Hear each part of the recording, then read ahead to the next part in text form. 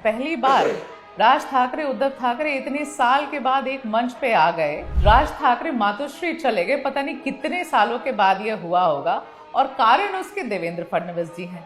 Credit क्यों नहीं लेते दोनों भाइयों को साथ में लाने? लोग कहते हैं आपने पार्टियां तोड़ दी, हमने तो तोड़ी नहीं। लोग कहते हैं आपने परिवार तोड़ दिया, हमने तो तोड़े नहीं। अब कम से कम लोग अगर ये कोई कहता है कि आपने परिवार जोड़ा तो उसका तो क्रेडिट मैं लूंगा। टीएमसी चुनाव कब करवाने वाले हैं आप लोग? ये तो आप इलेक्शन कमीशन वो को तो पूछिए। इलेक्शन कमीशन को पूछ लेंगे। यहाँ से जब तक इंडिकेशन होगी नहीं वो चुनाव होगा नहीं।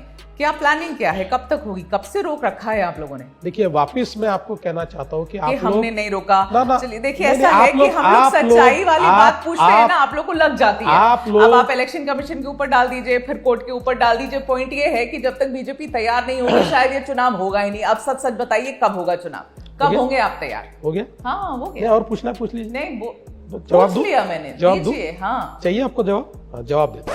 हम तो चाहते हैं कल चुनाव हो, कल, टुमारो, कल ले ले कोई चुनाव। हम तो तैयारी में बैठे हैं। कुछ समय पहले पोस्टर्स लगने शुरू हुए, तो उसमें आप छत्रपति शिवाजी महाराज के पांव छू रहे हैं। इतना बवाल हुआ उस पोस्टर के ऊपर। आपके जो सहयोगी हैं वो सारे बड़े नाराज हो गए। हमारे सहयोगियों को उससे कोई तकलीफ नहीं, हाँ, हुई है। आप माने ना माने, उनको बड़ी तकलीफ हुई है। नहीं, बिल्कुल कोई तकलीफ नहीं हुई। जिनके मन में जातिवाद है उनको बड़ा दुख हुआ, उनको बड़ी मिर्ची लगी।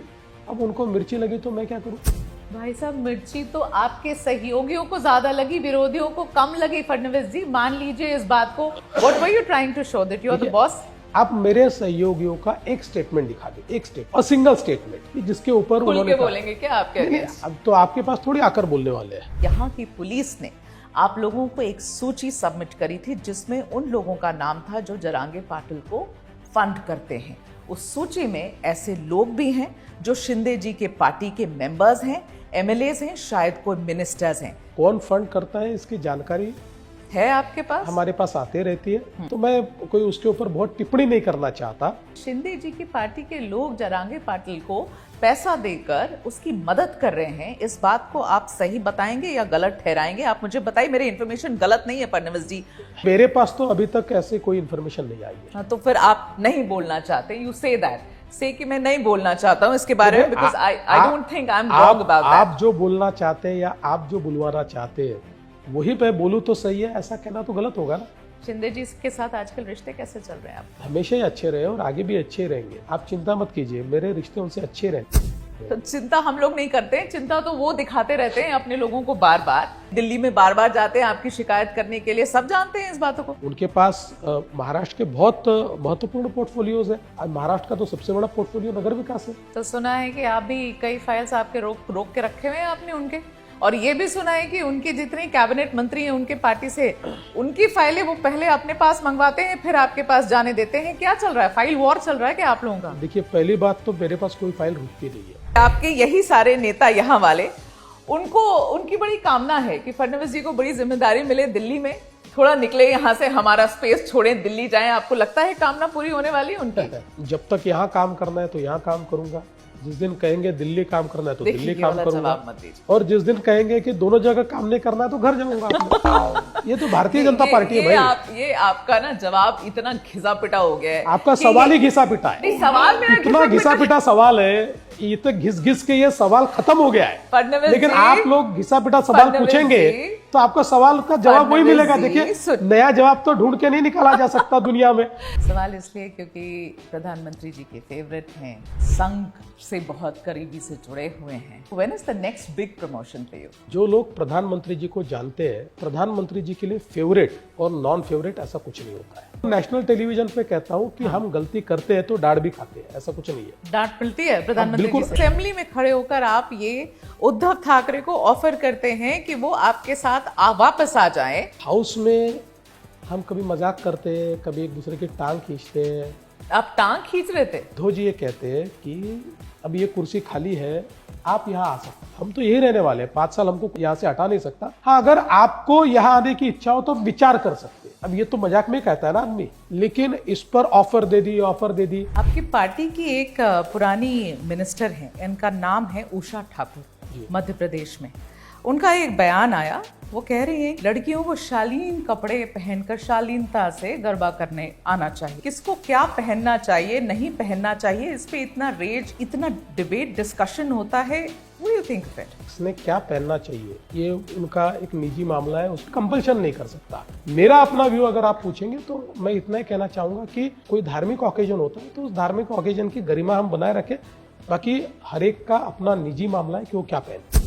So now quickly one word for all of these people. Uddhav Thackeray, कभी हाँ कभी ना, Eknath Shinde, इमोशनल मित्र, Ajit Pawar, प्रैक्टिकल मित्र, Sharad Pawar, सुलझी हुई उलझन, Mr. Narendra Modi, नव भारत के निर्माता, Amit Shah, सर सेनापति, Donald Trump, confused person, Arvind Kejriwal. कहाँ है वो? ओहो Fadnavis ji too bad. WhatsApp पर फडणवीस जी को टॉप ऐसे 3 लोग जो सबसे ज्यादा मैसेज करते हैं। क्योंकि मैं व्हाट्सएप देखता ही नहीं। आई मैसेज पे करते होंगे। हाँ, मैं रोज 300 से 400 मैसेजेस को जवाब देता हूँ। वो ठीक है, मगर टेल मी द तो टॉप उसमें 3 टॉप कहाँ से? पीपल। अब 400 मैसेज को जो जवाब दे उसमें से टॉप 3 कहाँ से निकाले? अरे Fadnavis ji, okay, one Marathi word the entire world should know according to you. जय भवानी जय शिवाजी। अगर आपकी जर्नी को लेकर कोई फिल्म बने तो लीड रोल किसे देना चाहिए according to Devendra Fadnavis? Who can play Devendra Fadnavis the best in Bollywood? अभी मेरी पिक्चर बाकी है। If Maharashtra politics were to be a web series, what would its title be? बदलते रिश्ते।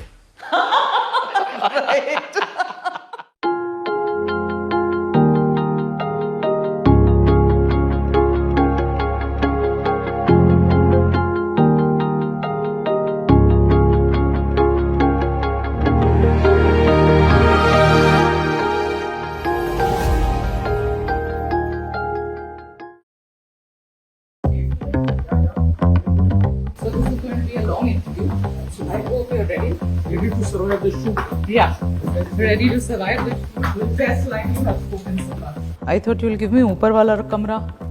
We'll have more depth and all. बातों में डेप्थ होनी चाहिए, कमरे से क्या लेना देना है? हाय मिस्टर फडणवीस, आप अपनी जो वन लाइनर्स मारते हैं ना वो इंटरव्यू में मारिए। शुरू होने दीजिए इंटरव्यू को।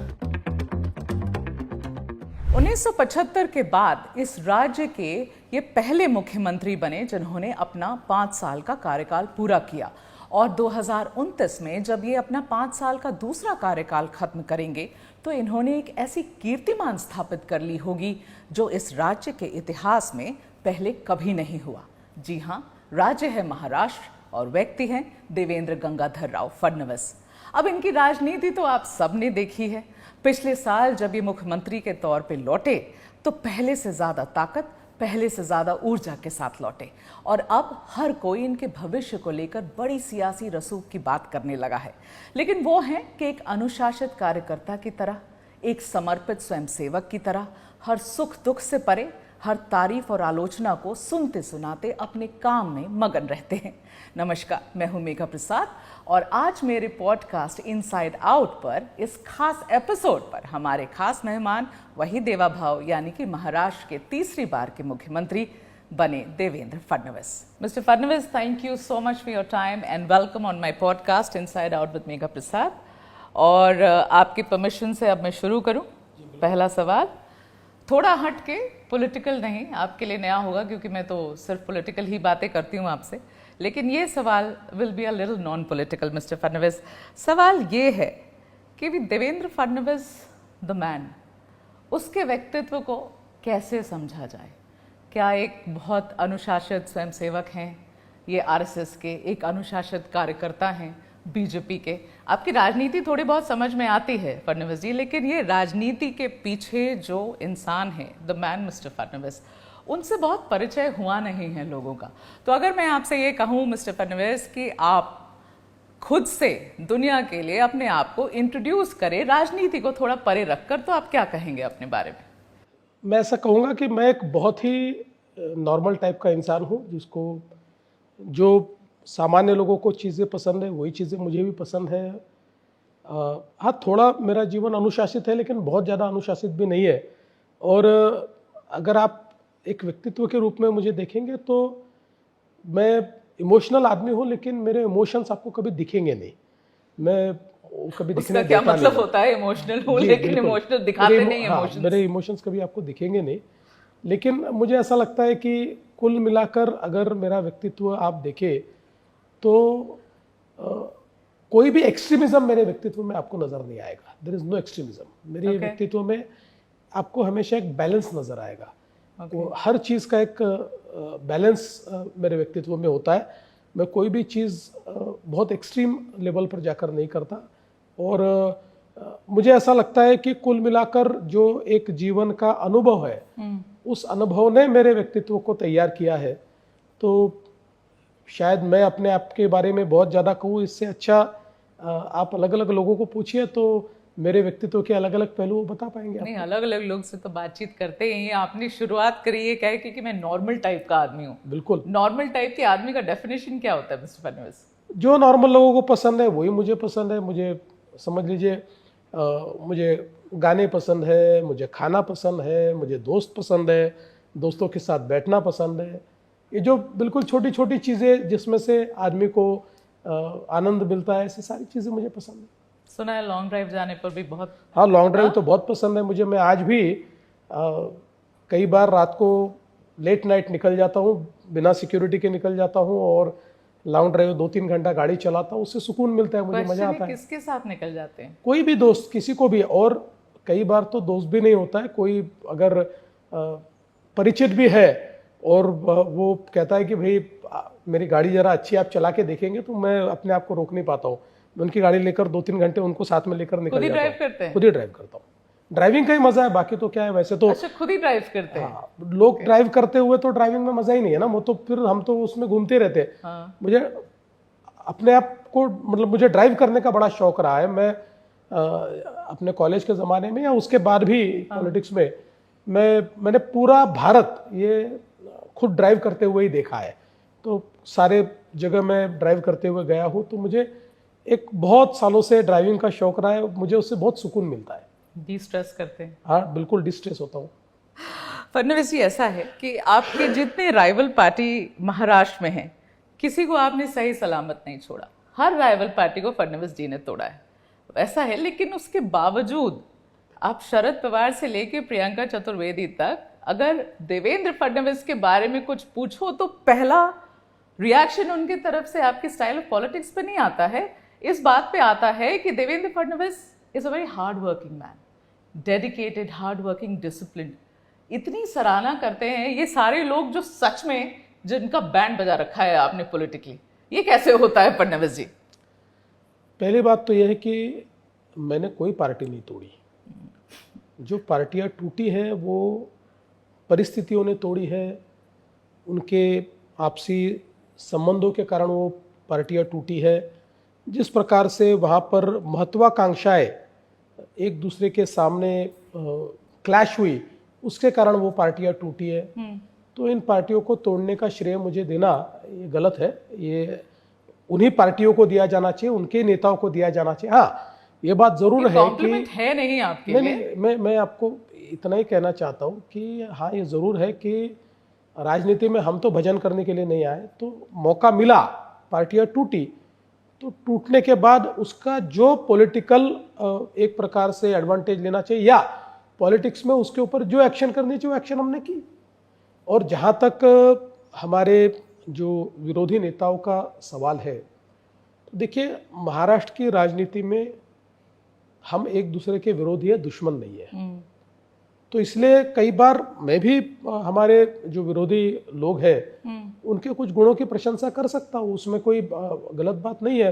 पॉलिटिक्स ऐसी होनी चाहिए। और मुझे लगता है कि कुल मिलाकर जो महाराष्ट्र की राजनीति में इतने सालों से मेरा वजूद रहा है, उसमें मैंने कभी शत्रुता नहीं की। हाँ, मैंने बहुत स्ट्रांगली अपोज किया है। मैंने कई बार कई लोगों को बहुत ही स्ट्रांगली क्रिटिसाइज भी किया है, पर बावजूद उसके कभी उनके साथ शत्रुता नहीं की। कभी मैंने एक प्रकार से संवादहीनता या संवाद समाप्त हो गया, इस प्रकार की परिस्थिति नहीं रही। ठीक है, मतलब this question was really not about politics but it was about how much they appreciate you. And so my next question to you is, इतनी हार्ड वर्क जो ये क्वालिटी है आपकी कि he is a very hard working man, overwhelming quality है, that is why everybody appreciates and recognises it. So I now want to ask mister Fadnavis कि इतनी hard working politician की दिन की शुरुआत कैसे होती है? How does a normal day look like for mister Fadnavis? See, there is no normal day, but now that is a new normal that we experience. तो मुझे ऐसा लगता है कि कुल मिलाकर अगर आप देखें तो मैं थोड़ा लेट सोकर लेट उठने वालों में से हूँ। मैं कोई सुबह 6 बजे उठने वाला आदमी नहीं हूँ। मैं 8 बजे उठता हूँ। मुझे कितने लेट सोते हैं? मैं 3 बजे सोता हूँ रात को और मैं 8 बजे उठता हूँ। तो और आपको इसका कोई मुझे बहुत it's not a matter of मतलब प्राइड कि मैं 8 बजे उठता हूँ, लेकिन अब वो एक आदत हो गई है। तो हाँ, ये बात अलग है कि हफ्ते में 2 बार कोई ना कोई कार्यक्रम के कारण मुझे 6:30-7 बजे भी उठना पड़ता है, पर नॉर्मली मैं 8 बजे उठता हूँ। और उसके बाद जो भी नित्य कार्य मेरे होते हैं वो मुझे 1.5 घंटा उसके लिए सारी चीज़ें जो करके मैं 1.5 घंटे में तैयार पूरा होके फिर लोगों को अटेंड करना है या जो करना है ये सारी चीज़ें करता हूँ। और मुझे ऐसा लगता है कि पूरे सप्ताह में ऐसा कोई दिन नहीं है कि जिस दिन मैं काम नहीं करता। मैं सैटरडे भी काम करता हूँ, संडे भी काम करता हूँ, ऑफिशियल काम मैं पूरा करता हूँ। फाइल्स वगैरह अगर मैं पद पर हूँ तो मेरे यहाँ बहुत कम पेंडेंसी होती है। अब मैं चीफ मिनिस्टर हूँ, रोज़ मेरे यहाँ 50 फाइल्स आती है, लेकिन आपको ये ध्यान में आएगा कि पॉलिसी फाइल्स जिसको थोड़ा समय लगता है ऐसी छोड़कर मेरे से फाइल्स भी बहुत जल्दी मेरा एक नियम है कि रोज़ जितनी फाइलें हम निकाल सके उतना निकालने का प्रयास मैं करता हूँ। बड़े पैमाने पर मैं मीटिंग्स करता हूँ जिसमें हम लोगों ने जो डिसीजंस लिए उन डिसीजंस का क्या हुआ है वो। मैं ट्रैवल बहुत ज़्यादा करता हूँ। आप अगर मेरा ट्विटर हैंडल या आप मेरा अगर कोई भी सोशल मीडिया पोस्ट देखेंगे तो आपके ध्यान में आएगा बहुत ज़्यादा मैं ट्रैवल करता हूँ। और ट्रैवल करते हुए भी मैं मेरे जो ऑफिशियल काम है उसको कभी नज़रअंदाज नहीं होने देता। तो कुल मिलाकर एक बहुत बिजी शेड्यूल मेरा रहा है। और पिछले 11 सालों में तो मैं ऐसा मानता हूँ कि ऐसा बहुत लीजरली इस प्रकार का शेड्यूल मैंने देखा नहीं है, बहुत कम देखा है, नहीं देखा है। तो सोना जागना तो ठीक से नहीं होता होगा कभी? नहीं, वो तो एक बार आपकी जो आदत बन जाती है ना वो वही आदत आपकी होती है।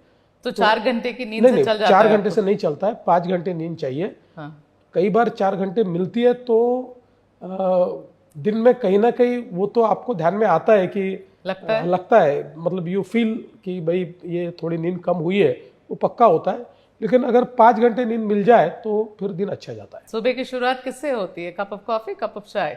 पहले कॉफ़ी पीता था, अभी मैंने थोड़ी ब्लैक कॉफ़ी, क्योंकि दिन में मुझे ब्लैक कॉफ़ी पीने का थोड़ा शौक है तो दिन में जरा ब्लैक कॉफ़ी ज़्यादा हो जाती है, इसलिए अभी मैंने ग्रीन टी से शुरुआत की है। तो कितनी ब्लैक कॉफी पीते हैं दिन में आप? नहीं, मैं 4 कप तो पी जाता हूँ। अब 4-1 कप तो पीता ही हूँ। सुना है बड़े धार्मिक भी हो गए आजकल, सुबह पूजा पाठ का समय मिलता है? देखिए आजकल मैं हमेशा ही धार्मिक रहा हूँ। और क्योंकि पिताजी से हम लोग सीखते हैं, अपने को जो विरासत मिलती है, हमारे पिताजी की भी आदत थी कि नहाने के बाद एक 10-15 मिनट वो पूजा करते थे, कुछ पाठ वगैरह करते थे। वही आदत मेरी भी है, बचपन से लगी हुई है। तो मैं नहाने के बाद कुछ मिनटों तक, कोई बहुत लंबी पूजा नहीं करता, 10-15 मिनट में थोड़ी पूजा भी करता हूँ। और कुछ बचपन से जो मंत्र सीखे हैं या जो पाठ सीखे, स्तोत्र सीखे, ऐसा कुछ कहता हूँ, तो उतना तो रोज करता हूँ। वो नित्य कर्म में मेरे निहित है। तो उसके बगैर नहीं निकलते घर से? नहीं, कभी नहीं निकलता मैं उससे। मतलब देखिए, आपको मैं बिना नहाए मेरे ऑफिस में नहीं मिलूंगा कभी नहीं मिलूंगा। और नहाने के बाद मैं ये सारा जो मेरा एक नित्य कर्म है वो करके ही मैं आता हूँ। ओके, एक और बात मुझे बताइए, अब आप कंफर्म करें। फिल्मों का शौक है आपको, ये तो सबको पता है, लेकिन बड़ी बिंज वॉचिंग करते हैं नेटफ्लिक्स वगैरह पे फडणवीस जी आजकल। क्या देखा लेटेस्ट? लेटेस्ट मैंने क्रिमिनल जस्टिस देखा, पंकज त्रिपाठी जी का। आई लव हिम, मतलब बहुत बढ़िया एक्टर है वो। और एक्चुअली बिंज वॉचिंग की मैंने, एक्चुअली उसके जो अभी तक 4 सीजन आए हैं और मैंने देखे नहीं थे वो, तो I started with the 4th season पहले। और 4th सीजन देखने के बाद 4th सीजन, और मुझे 4th सीजन देखने के बाद इतना मजा आया, उसको तो मैंने बिंज वॉच किया, लेकिन 1st सीजन से 4th सीजन तक सब बिंज वॉच किया मैंने। 4th सीजन से शुरू करके बैक आया मैं। 4th के बाद 1st, 2nd, 3rd देखा मैंने। क्या कॉन्सेप्ट होता है कि पहले 4th सीजन देख लूं? नहीं, ऐसा है कि आई मीन मुझे पता नहीं था कि ये कैसा होगा। ओके। और इसलिए मैंने 4th सीजन का जब पहला एपिसोड देखा तो मुझे मजा आया उसमें, मुझे लगा कि ये इसमें दम है, तो इसलिए फिर मैंने उसको बिंज वॉच कर लिया। बिंज वॉच करने के बाद मुझे ऐसा लगा कि अरे ये तो बहुत अच्छा है, इसको तो पूरा देखा जाना चाहिए, तो इसलिए फिर फर्स्ट सीजन से वापस शुरू किया। ओके अब फडणवीस जी देखिए, इस बार शताब्दी वर्ष है आरएसएस का। जी 100 साल हो रहे हैं आरएसएस के। You completed 55 years of age. लगभग आरएसएस की आधी हिस्ट्री आपने खुद अपने सामने विटनेस करी है फडणवीस जी। सुना है कि आरएसएस की शाखा आपके घर के सामने लगती थी। जी, नागपुर में कोई प्लेग्राउंड था। जी। क्या उम्र थी, कब से जाना शुरू किया आपने शाखा में? देखिए मुझे जो याद पड़ता है तो जिस समय इमरजेंसी हुई, तो इमरजेंसी के समय संघ पर बैन लगा था और 77 में इमरजेंसी हटी, और इमरजेंसी हटने के बाद इमरजेंसी में भी शाखा लगती थी। मैं बहुत ही छोटा था, शायद किसी के घर पे लगती होगी। इमरजेंसी के बाद 1977 में जब इमरजेंसी हटी तो जो पहली शाखा हमारे घर के सामने लगी उसमें मैं गया। मैं 7 साल का था, मैं उस शाखा में गया और तब से मैं शाखा मेरा जाना शुरू हुआ। 7 years of age। हाँ जी, हाँ जी, हाँ जी। 7 साल से शाखा में जा रहे हैं आप। तो उसको शिशु कहते हैं, शिशुगण होता है वहाँ पर। तो शिशु के रूप में मैंने शाखा में जाना चालू किया। ओके क्या सिखाते थे शाखा में उस वक्त? देखिए अगर हम राष्ट्रीय स्वयंसेवक संघ की बात करें या शाखा की बात करें तो सबसे ज़्यादा तो वहाँ पर हमको छत्रपति शिवाजी महाराज सीखने को मिले, क्योंकि वहाँ जो कहानियाँ बताई जाती थी वो छत्रपति शिवाजी महाराज की बताई जाती थी। अच्छा। वहाँ जो कहानियाँ बताई जाती थी वो हमारी महाभारत की, रामायण की कहानियाँ बताई जाती थी, जो हमारी एक उज्जवल परंपरा है। उस परंपरा को हमारे सामने रखा जाता था और राष्ट्रवाद की बात हमको वहाँ सिखाई जाती थी। तो मुझे लगता है कि ये जो एक प्रेरणा जो मुझे मिली है, राष्ट्रवाद की प्रेरणा हो, चाहे एक हमारी संस्कृति, हमारी परंपरा के साथ जो जुड़ाव हो, हमारी जो हिंदू जीवन पद्धति है, उस जीवन पद्धति की जो महानता है उसको सीखना हो, ये सारी चीज़ें बचपन से वहाँ मैंने सीखी। इसलिए अगर हम लोग अलग अलग प्रकार से मारुति स्तोत्र, जैसे हम लोगों को पता है कि हनुमान चालीसा जैसे नॉर्थ में सब जगह गाया जाता है, वैसे हमारे यहाँ महाराष्ट्र में मारुति स्तोत्र कहा जाता है। तो ये मारुति स्तोत्र हम वहाँ सीखे, या ऐसी कई चीज़ें कि जिससे एक व्यक्ति के जीवन में बदलाव आए, ऐसी चीज़ें वहाँ सीखने को मिली। वे ऑफ लाइफ के बारे में क्या सिखाते हैं शाखा में? What do they tell you how to live your life? देखिए सबसे महत्व की बात जो संघ सिखाता है या जो हमको सीखने को मिली उसमें, क्योंकि संघ ये व्यक्ति निर्माण का केंद्र है, ये संस्कारों का केंद्र है, और इसका सबसे बड़ा संस्कार है राष्ट्रवाद, नेशनलिज्म।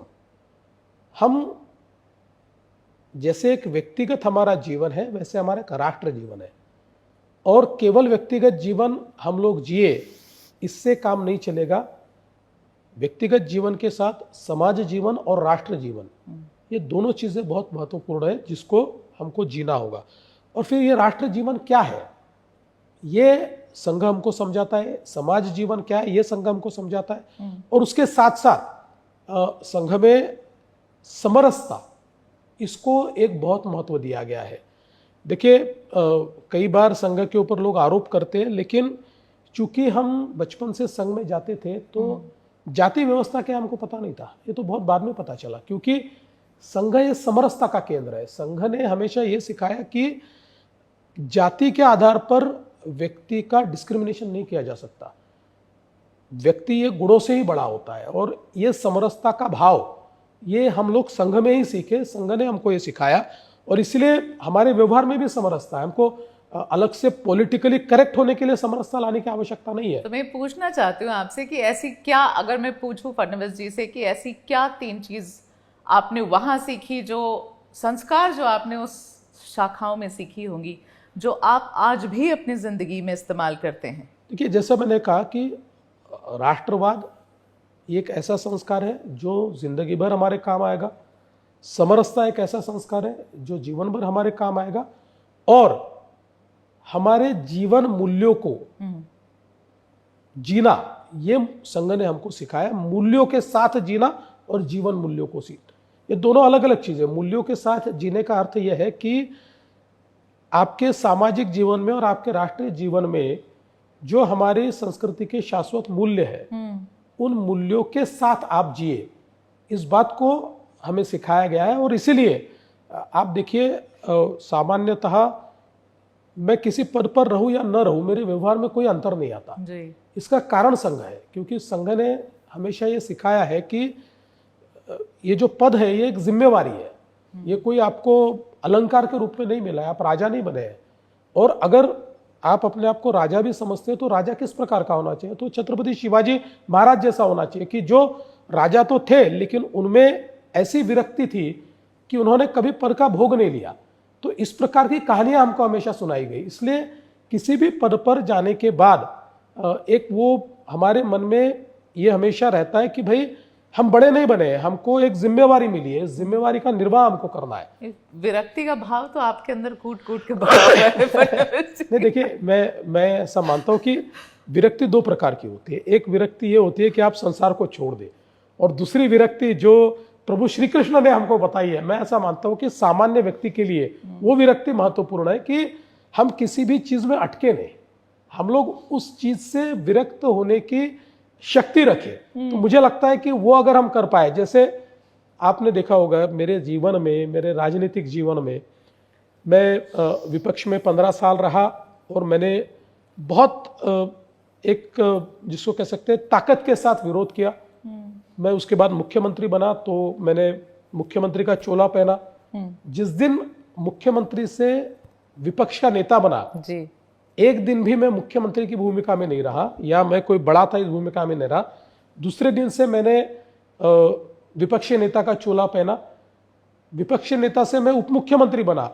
तो एक दिन भी मैंने ये नहीं सोचा कि मैं मुख्यमंत्री था अब उप मुख्यमंत्री हूं, मैं बिल्कुल उप मुख्यमंत्री के चोले में चला गया और वहां से वापस मुख्यमंत्री बन गया, तो इस चोले में आ गया। तो मुझे ऐसा लगता है कि जिस विरक्ति की मैं बात कर रहा हूं वो यही है कि जो आपको भूमिका मिले उस भूमिका में पूरी ताकत से जुड़ जाओ।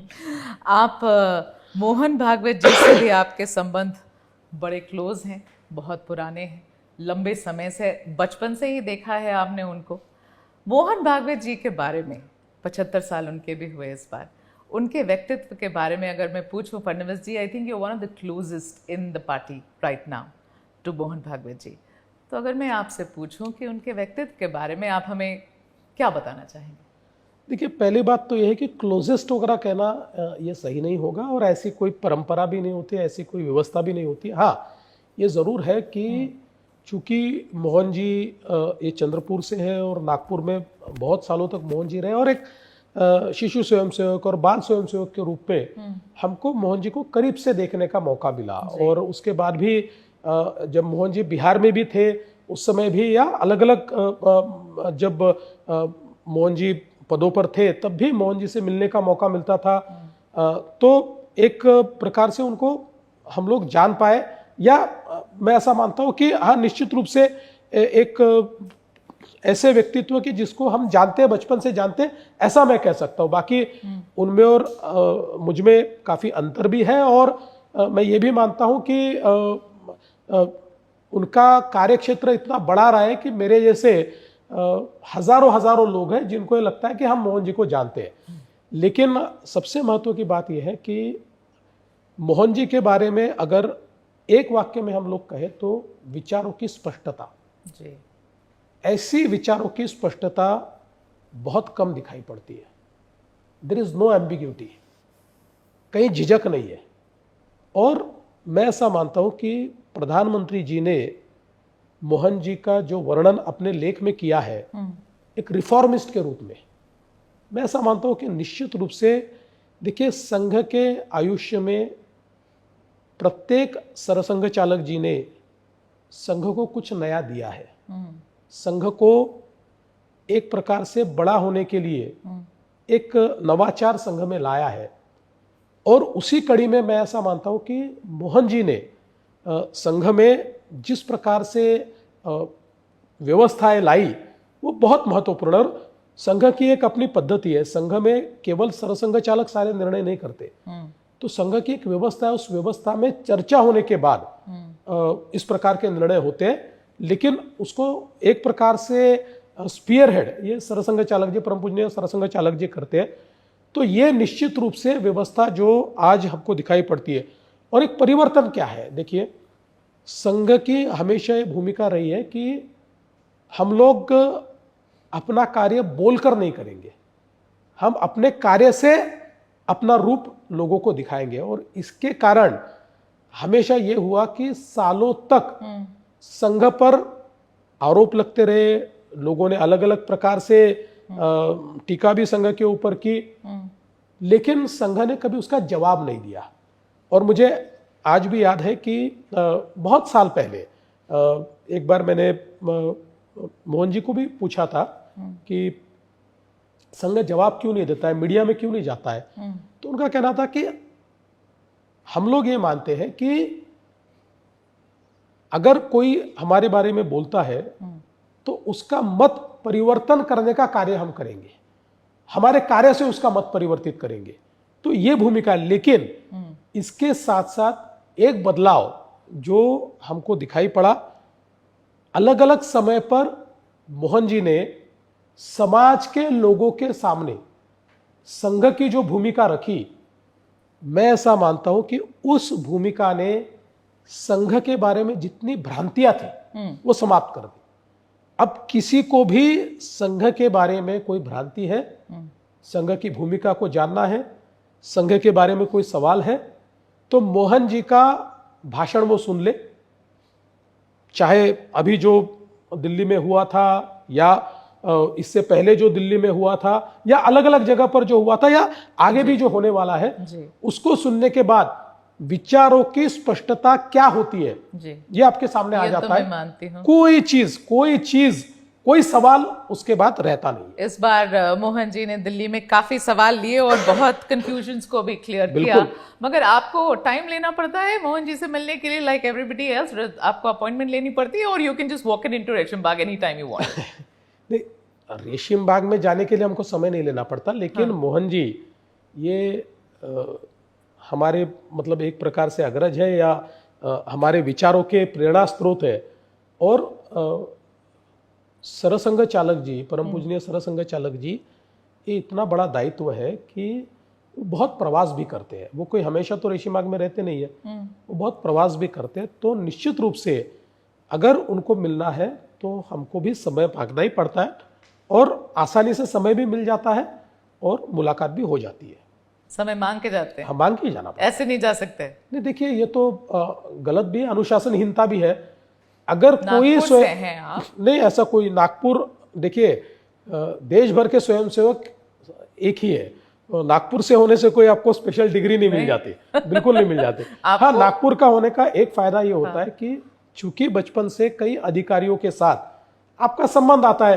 अब जब छोटे थे तो व्यवस्थाओं में जाते थे तो अधिकारियों के साथ पहचान होती थी, तो उसका एक एडवांटेज ये नागपुर में निश्चित रूप से मिलता है। बाकी संघ का अनुशासन सबके लिए सरीका है। बताइए, ये बात सही है कि नहीं कि Devendra Fadnavis ji as chief minister when you travel, इतनी अलग अलग जगह जाते हैं, स्टेट गेस्ट हाउसेस में रहते हैं, देवेंद्र फडणवीस जी निकलने के पहले खुद सारी बत्तियां हर कमरे के बंद करते हैं, फैन ऑफ करते हैं। बड़ा असाधारण सी बात है जो मुझे बताई गई, ये सही है क्या? हाँ, कुछ मायने में सही है। कम से कम मैं जिस कमरे में रहता हूँ उस कमरे में निकलते समय मैं ये ध्यान रखा स्वीट में you will go around and switch off all the lights. मतलब एटलीस्ट मैं जिस कमरे में रह रहा हूँ वहां से निकलते समय पंखा, लाइट, एसी बंद करके निकलता हूँ। ऐसा? हाँ जी। क्यों? नहीं, बस एक आदत है। मतलब ऐसा लगता है कि थोड़ा वेस्टेज तो कम कर पाएंगे हम लोग, क्योंकि अगर हम बंद करके नहीं निकलेंगे तो 4-5 घंटे तो कोई बंद करने वाला नहीं है वहां पर। अच्छा, ठीक है। अब मैं I will close this section and will move to some political questions. But एक बात मैंने सुनी आपके एक इंटरव्यू में कुछ महीने पहले, आपने एक इंटरव्यू दिया, आपने कहा कि आप अपने परिवार के वो आखिरी व्यक्ति हैं जो राजनीति में आया है। ऐसा, और मतलब आया है या आएगा, क्या मतलब है इसका? How do you even know कि आगे क्या होगा? देखिए, मुझे जब सवाल पूछा गया तो मैंने कहा कि मेरे परिवार से तो मैं किसी को राजनीति में नहीं लाऊंगा। और जहां तक मेरे परिवार का सवाल है तो अभी देखिए, मेरी बेटी तो छोटी है, लेकिन वो लॉयर बनना चाहते हैं, लेकिन वो भी कोई पॉलिटिक्स में आएगी ऐसा मुझे लगता नहीं है। हाँ, अगर उसको आना है तो आए, लेकिन मुझे नहीं लगता है कि वो पॉलिटिक्स में आएगी। और आना चाहेगी तो रोकेंगे? नहीं, रोकने का कारण नहीं है। अगर आना है हाँ तो उसको क्लास 1 से शुरुआत करनी पड़ेगी। मेरी बेटी करके हाँ। उसको पॉलिटिक्स में एंट्री नहीं मिलेगी।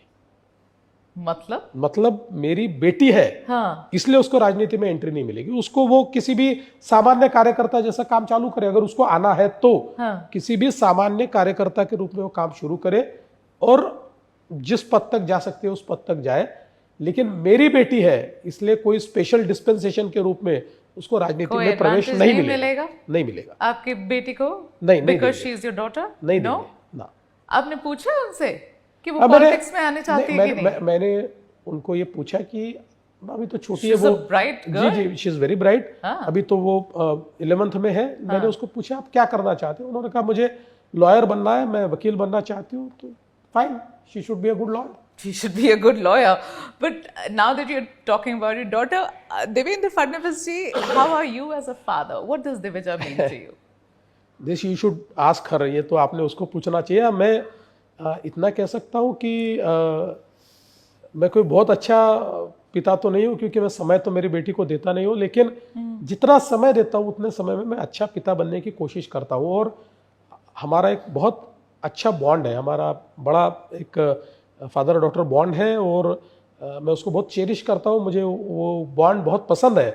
और मुझे लगता है कि आपकी सारी जो व्यवस्थाएं होती हैं, उन व्यवस्थाओं में एक प्रकार का जो आपका काम का प्रेशर होता है, उससे जो आपकी थकान होती है या आपके दिमाग पर जो सारी चीज़ें एक प्रकार के प्रेशर्स होते हैं, ये सारे जब आप उनको मिलते हैं तो निकल जाते हैं। वो एक आपको अलग फेज होती है, एक अलग विचारों में आप चले जाते हैं। तो मुझे लगता है कि वो एक सुकून होता है। 11th में है, she is at a crucial juncture, 12th लेना है। कितना आप समय दे पाते हैं? क्या पढ़ रही है, क्या नहीं पढ़ रही है, कितना समय देती है? How do you manage all of this? देखिए, मैं बिल्कुल कोई समय देता नहीं, बहुत कम समय देता हूँ। मेरी बेटी को मैं साल में एक बार उसके बर्थडे पर, हाँ। उसकी आदत है, वो थोड़ा कृष्ण जी के ऊपर उसका एक बहुत फेथ है, तो इस्कॉन के टेम्पल में हम लोग जाते हैं, वो वहाँ दर्शन करते हैं, और उसके बाद कहीं ना कहीं हम डिनर करने के लिए जाते हैं। इसके सिवाय मुझे लगता नहीं कि अलग से कोई समय बाहर मैं उसको ले जाने के लिए दे पाता हूँ।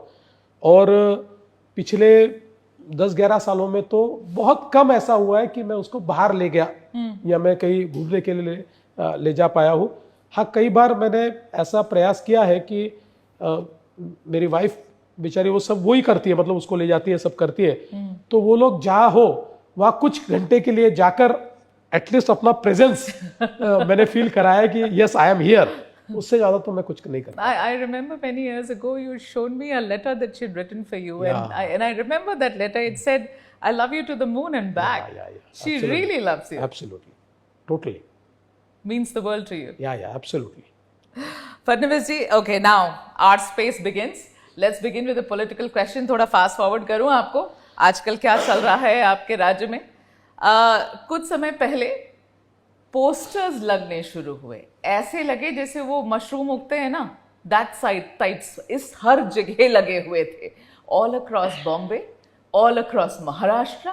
और पोस्टर में वैसे था कुछ खास नहीं, वो होर्डिंग्स जो लगे थे उसमें आप छत्रपति शिवाजी महाराज के पांव छू रहे हैं, ठीक है?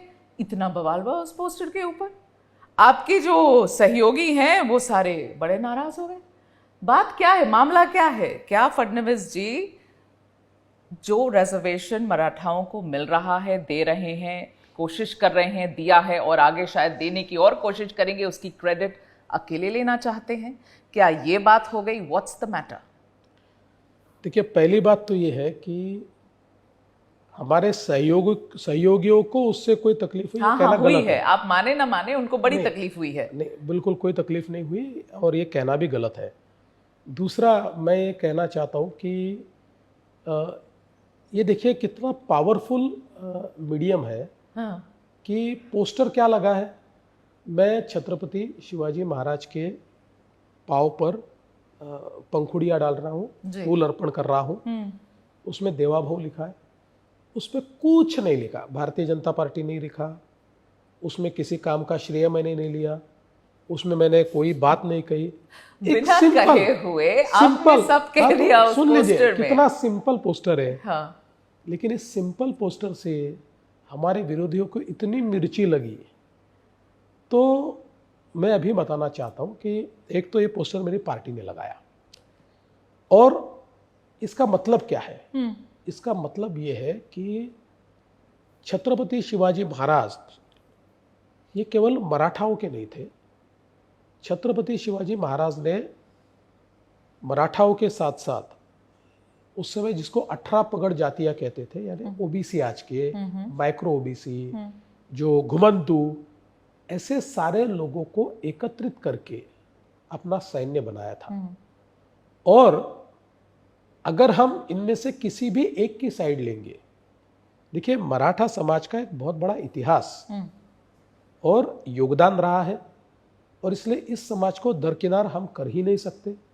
लेकिन उसके साथ साथ ये जो हमारा पिछड़ा समाज है, जो हमारे ओबीसी है, जो हमारे घुमंतू है, इनको अगर हम दरकिनार करेंगे तो छत्रपति शिवाजी महाराज के विचारों से कहीं ना कहीं हम लोग परे जाएंगे। इसलिए हमने जो निर्णय किया आरक्षण के संदर्भ में, उस निर्णय के कारण जहां मराठा समाज को फायदा हुआ, वही हमारे ओबीसी समाज में जो एक डर था कि ओबीसी का आरक्षण तो कम नहीं होगा, उसका आरक्षण तो किसी को नहीं दिया जाएगा, तो वो हमने नहीं दिया। और इसीलिए उसका अर्थ यह है कि महाराज आपके विचारों पर हम चले, जितने आपके मावड़े हैं, आपके जितने सैनिक हैं, चाहे वो मराठा हो, ओबीसी हो या घुमंतू हो, ये सबको हमने साथ में रखा। हमने इनको विभाजित नहीं होने दिया। हमने किसी भी एक के लिए निर्णय नहीं किया, हमने सबके लिए निर्णय किया। ऐसे वो पुष्प हम डाल रहे हैं। लेकिन जिनके मन में जातिवाद है उनको बड़ा दुख हुआ, उनको बड़ी मिर्ची लगी। अब उनको मिर्ची लगी तो मैं क्या करूं? भाई साहब, मिर्ची तो आपके सहयोगियों को ज्यादा लगी, विरोधियों को कम लगी। फडणवीस जी, मान लीजिए इस बात को। What were you trying to show, that you are the boss? वो क्या मतलब क्या है उस पोस्टर का, that I am the one and only boss here? ऐसा है, अगर मेरी पार्टी ने ऐसा कोई पोस्टर लगाया तो मेरे सहयोगियों को उससे क्या तकलीफ होने वाली है? आप मेरे सहयोगियों का एक स्टेटमेंट दिखा दे, एक स्टेटमेंट और सिंगल स्टेटमेंट, कि जिसके ऊपर उन्होंने बोलेंगे क्या आपके अगेंस्ट? अब तो आपके पास थोड़ी आकर बोलने वाले हैं। मेरे सहयोगियों को मैं अच्छे से जानता हूं। मैं आपको स्पष्ट रूप से कहता हूं कि न उसमें मैंने कोई क्रेडिट लिया है, न मैंने उसमें कोई प्रचार किया है, कुछ भी नहीं किया। मैंने सिर्फ छत्रपति शिवाजी महाराज के चरणों पर पुष्प अर्पण किए हैं। अब इससे कोई बवाल मचता है तो मचे। फडणवीस जी, एक बात बताइए, इतना मराठा रिजर्वेशन को लेकर और मराठा के इश्यूज को लेकर कितनी कंट्रोवर्सी कितनी समय से चलती आ रही है। मैं पूछना चाहती हूँ कि टू बी अ ब्राह्मण इन महाराष्ट्र पॉलिटिक्स, मिस्टर फडणवीस, और वो भी एक पढ़ा लिखा ब्राह्मण, क्या ये आपके लिए एक बड़ा डिसएडवांटेज बना है? मैंने हमेशा इस बात का जवाब दिया है कि कास्ट, जाति नेताओं के मन में है, जनता के मन में नहीं है। ये जो सारी जाति के ऊपर राजनीति ये नेता करते हैं, ब्राह्मण के रूप में मुझे टारगेट कर सकते हैं, कर रहे हैं, इस प्रकार की भ्रांति, हाँ करते रहिए, इस प्रकार की भ्रांति नेताओं के मन में। लेकिन महाराष्ट्र की जनता ने बार बार ये दिखाया है कि हम जाति के आधार पर विचार नहीं करते। देखिए, जिस समय मोदी जी ने मुझे मुख्यमंत्री बनाने का फैसला किया जी, तो ये एक प्रकार से बहुत राजनीतिक दृष्टि से अगर हम देखें तो एक जिसको हम डेयरिंग के साथ किया जाने वाला फैसला, ऐसा उसको हम कह सकते हैं। क्योंकि महाराष्ट्र की राजनीति में एक ब्राह्मण नेता को मुख्यमंत्री बनाना, इसके ऊपर कई लोगों को लगता था कि नहीं हो पाएगा, ये गलत होगा। लेकिन मोदी जी के नेतृत्व में हमने 2014 की विधानसभा हमने जीती, 2019 की लोकसभा हमने जीती, 2019 की विधानसभा में वापस 100 के पार गए, 2024 की विधानसभा में वापस हम 100 के पार गए। हमने सारी नगर पालिकाएं जीती, हमने सारी म्यूनिसिपल कॉरपोरेशंस जीती। तो आप देखिए कि जनता ने इस बात को स्पष्ट कर दिया कि हमारे मन में जाति नहीं है, नेताओं के मन में जाति है। अगर जनता के मन में इस प्रकार का दूजा भाव होता, या अगर जनता को केवल ब्राह्मण है इसलिए ये मुख्यमंत्री नहीं चाहिए, इस प्रकार की भावना होती, तो पैन स्टेट लगातार हम कैसे जीतते। और सबसे महत्व की बात यह है कि लगातार 3 बार 100 से ज्यादा सीटें पाने वाली बीजेपी ये एकमेव पार्टी है। आप देखिए महाराष्ट्र का इतिहास आप 80 के बाद देख लीजिए। पर इस पे राजनीति खत्म नहीं होती है, और मराठाओं को लेकर राजनीति बिल्कुल खत्म नहीं होती है स्टेट में।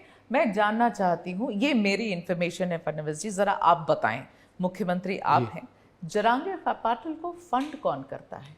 आई वॉन्ट टू नो। इतने आराम से इतनी ऐसी रैलियां करना, इतनी कार लेकर मुंबई पहुंच जाना, लोगों को इकट्ठा करना मुफ्त में नहीं होता है। फडणवीस जी, आप अपने इंटेलिजेंस डिपार्टमेंट को भी हेड करते हैं, मुझे बताइए कि यहाँ की पुलिस ने आप लोगों को एक सूची सबमिट करी थी जिसमें उन लोगों का नाम था जो जरांगे पाटिल को फंड करते हैं। उस सूची में ऐसे लोग भी हैं जो शिंदे जी के पार्टी के मेंबर्स हैं, एमएलएज हैं, शायद कोई मिनिस्टर्स हैं। क्या आप ये कंफर्म करेंगे ये सूची उनको भी दी गई है और आपको भी दी गई है? ऐसी कोई सूची मेरे पास आई नहीं है, मैंने ऐसी कोई सूची देखी नहीं है। हाँ, कौन फंड करता है इसकी जानकारी है आपके पास? हमारे पास आते रहती है। और देखिए, अगर इतना बड़ा आंदोलन होता है तो कई लोग उसमें जुड़ते हैं, कई लोग पैसा देते हैं, तो मैं कोई उसके ऊपर बहुत टिप्पणी नहीं करना चाहता। हाँ, इतना मैं ज़रूर कह सकता हूँ कि इस पूरे आंदोलन के सारे जो वाकयात यहाँ पर हुए, इसमें चाहे वो शिंदे जी हो, चाहे अजित पवार जी हो, ये मेरे साथ में रहे हैं, और जो फैसले हुए हम तीनों ने बैठकर एक साथ मिलकर ही लिए होंगे। लेकिन शिंदे जी की पार्टी के लोग जरांगे पाटिल को पैसा देकर उसकी मदद कर रहे हैं, इस बात को आप सही बताएंगे या गलत ठहराएंगे? आप मुझे बताइए, मेरी इन्फॉर्मेशन गलत नहीं है फडणवीस जी, आप मुझे इस तरीके से। मेरे पास तो अभी तक ऐसे कोई इन्फॉर्मेशन नहीं आई है। हाँ, तो फिर आप नहीं बोलना चाहते, यू से दैट, से कि मैं नहीं बोलना चाहता हूं इसके बारे में, because I don't think I am wrong about that. आप जो बोलना चाहते हैं या आप जो बुलवाना चाहते हैं वही पे बोलूं तो सही है, ऐसा कहना तो गलत होगा ना। शिंदे जी के साथ आजकल रिश्ते कैसे चल रहे हैं आपके? हमेशा ही अच्छे रहे और आगे भी अच्छे रहेंगे, आप चिंता मत कीजिए, मेरे रिश्ते उनसे अच्छे रहने वाले। तो चिंता हम लोग नहीं करते, चिंता तो वो दिखाते रहते हैं अपने लोगों को बार बार। क्यों इतनी तल्खी की खबरें बाहर आती रहती हैं? क्या नाराजगी है? कभी कैबिनेट में नहीं आते हैं, दिल्ली में बार बार जाते हैं आपकी शिकायत करने के लिए, सब जानते हैं इस बातों को। पहली बात तो यह है कि हमारी इतनी कैबिनेट हुई, हर मंगलवार को हमारी कैबिनेट की बैठक होती है, और इतनी सारी बैठकों में केवल एक बैठक में शिंदे जी नहीं आए, केवल एक। 2 बैठक में एक चलिए, एक बैठक में नहीं आए, और वो भी उस दिन बहुत बारिश गिरी और उन्होंने वहां से फोन किया कि मैं थाना में हूं और यहाँ बहुत बारिश हुई है, तो मैं यहाँ पर जो व्यवस्था उस व्यवस्था को देखना चाहता हूँ, इसलिए मैं नहीं आऊंगा। और उस दिन वो नहीं आया। क्या जस्टिफाई करें? सब ठीक ठाक है? एकदम ठीक ठाक है। हाँ, बिल्कुल ठीक ठाक है, एकदम अच्छा है। मिस्टर फडणवीस, ऐसा है कि आप उनके अंडर डेप्यूटी सीएम थे, ठीक है, अब वो आपके अंडर डेप्यूटी सीएम है जी। सहज तो नहीं होता है रिश्ता, है ना? और सीएम से डेप्यूटी सीएम बनने का दर्द आपसे बेहतर और कोई नहीं समझ सकता है। वो उस दर्द में चल रहे हैं आजकल, सबको पता है, सबसे कहते हैं वो। देखिए, आप इसको आधा कह रहे हैं। मैं पहले मुख्यमंत्री था जी, और मेरे मंत्रिमंडल में वो मंत्री थे जी। Actually I miss that. उसके बाद वो मुख्यमंत्री बने जी, उनके मंत्रिमंडल में मैं उप मुख्यमंत्री बना जी, वापिस मैं मुख्यमंत्री बना, मेरे मंत्रिमंडल में उप मुख्यमंत्री है। तो ऐसा नहीं है कि इससे पहले उन्होंने मेरे अंडर काम नहीं किया, उन्होंने मेरे अंडर काम किया है, मैंने भी उनके अंडर काम किया है।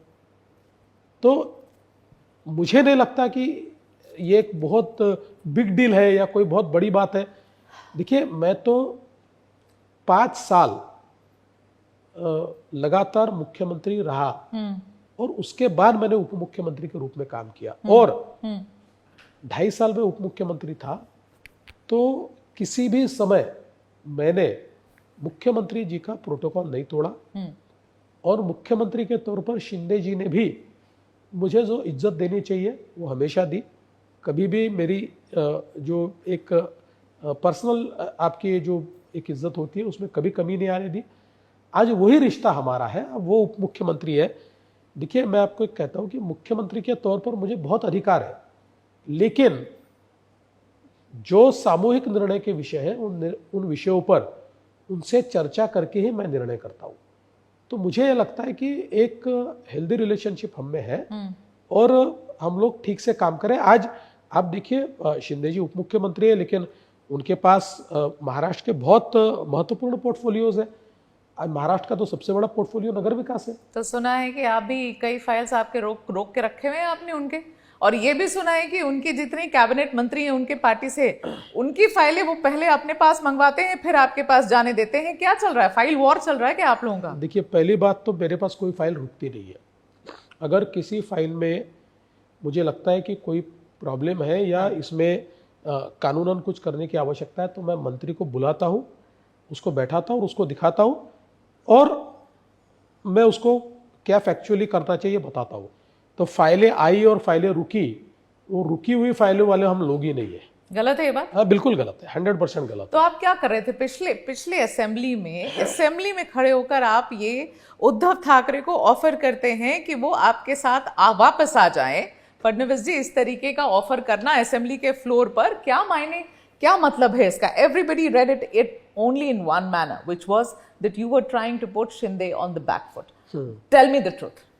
देखिए, सबसे महत्व की बात यह है कि एक ये जो जिसको हम एक दिमागी बैंक्रप्सी बोलते हैं ना, इस प्रकार की बैंक्रप्सी है ये। किसकी?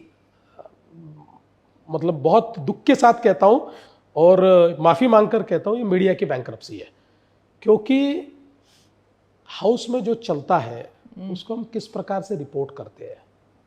हाउस में हम कभी मजाक करते हैं, कभी एक दूसरे की टांग खींचते हैं। आप टांग खींच रहे थे? तो आप अगर सीक्वेंस देखेंगे तो सीक्वेंस क्या है? तो सीक्वेंस ये है कि उधर से बैठे बैठे उद्धव जी कहते हैं, चूंकि विपक्ष के जो नेता है वो रिटायर होने वाले थे और विपक्ष के नेता के रिटायरमेंट के ऊपर भाषण चल रहे थे, तो उधर से उद्धव जी ये कहते हैं कि अब ये कुर्सी खाली है, आप यहां आ सकते हो विपक्षी नेता के रूप में।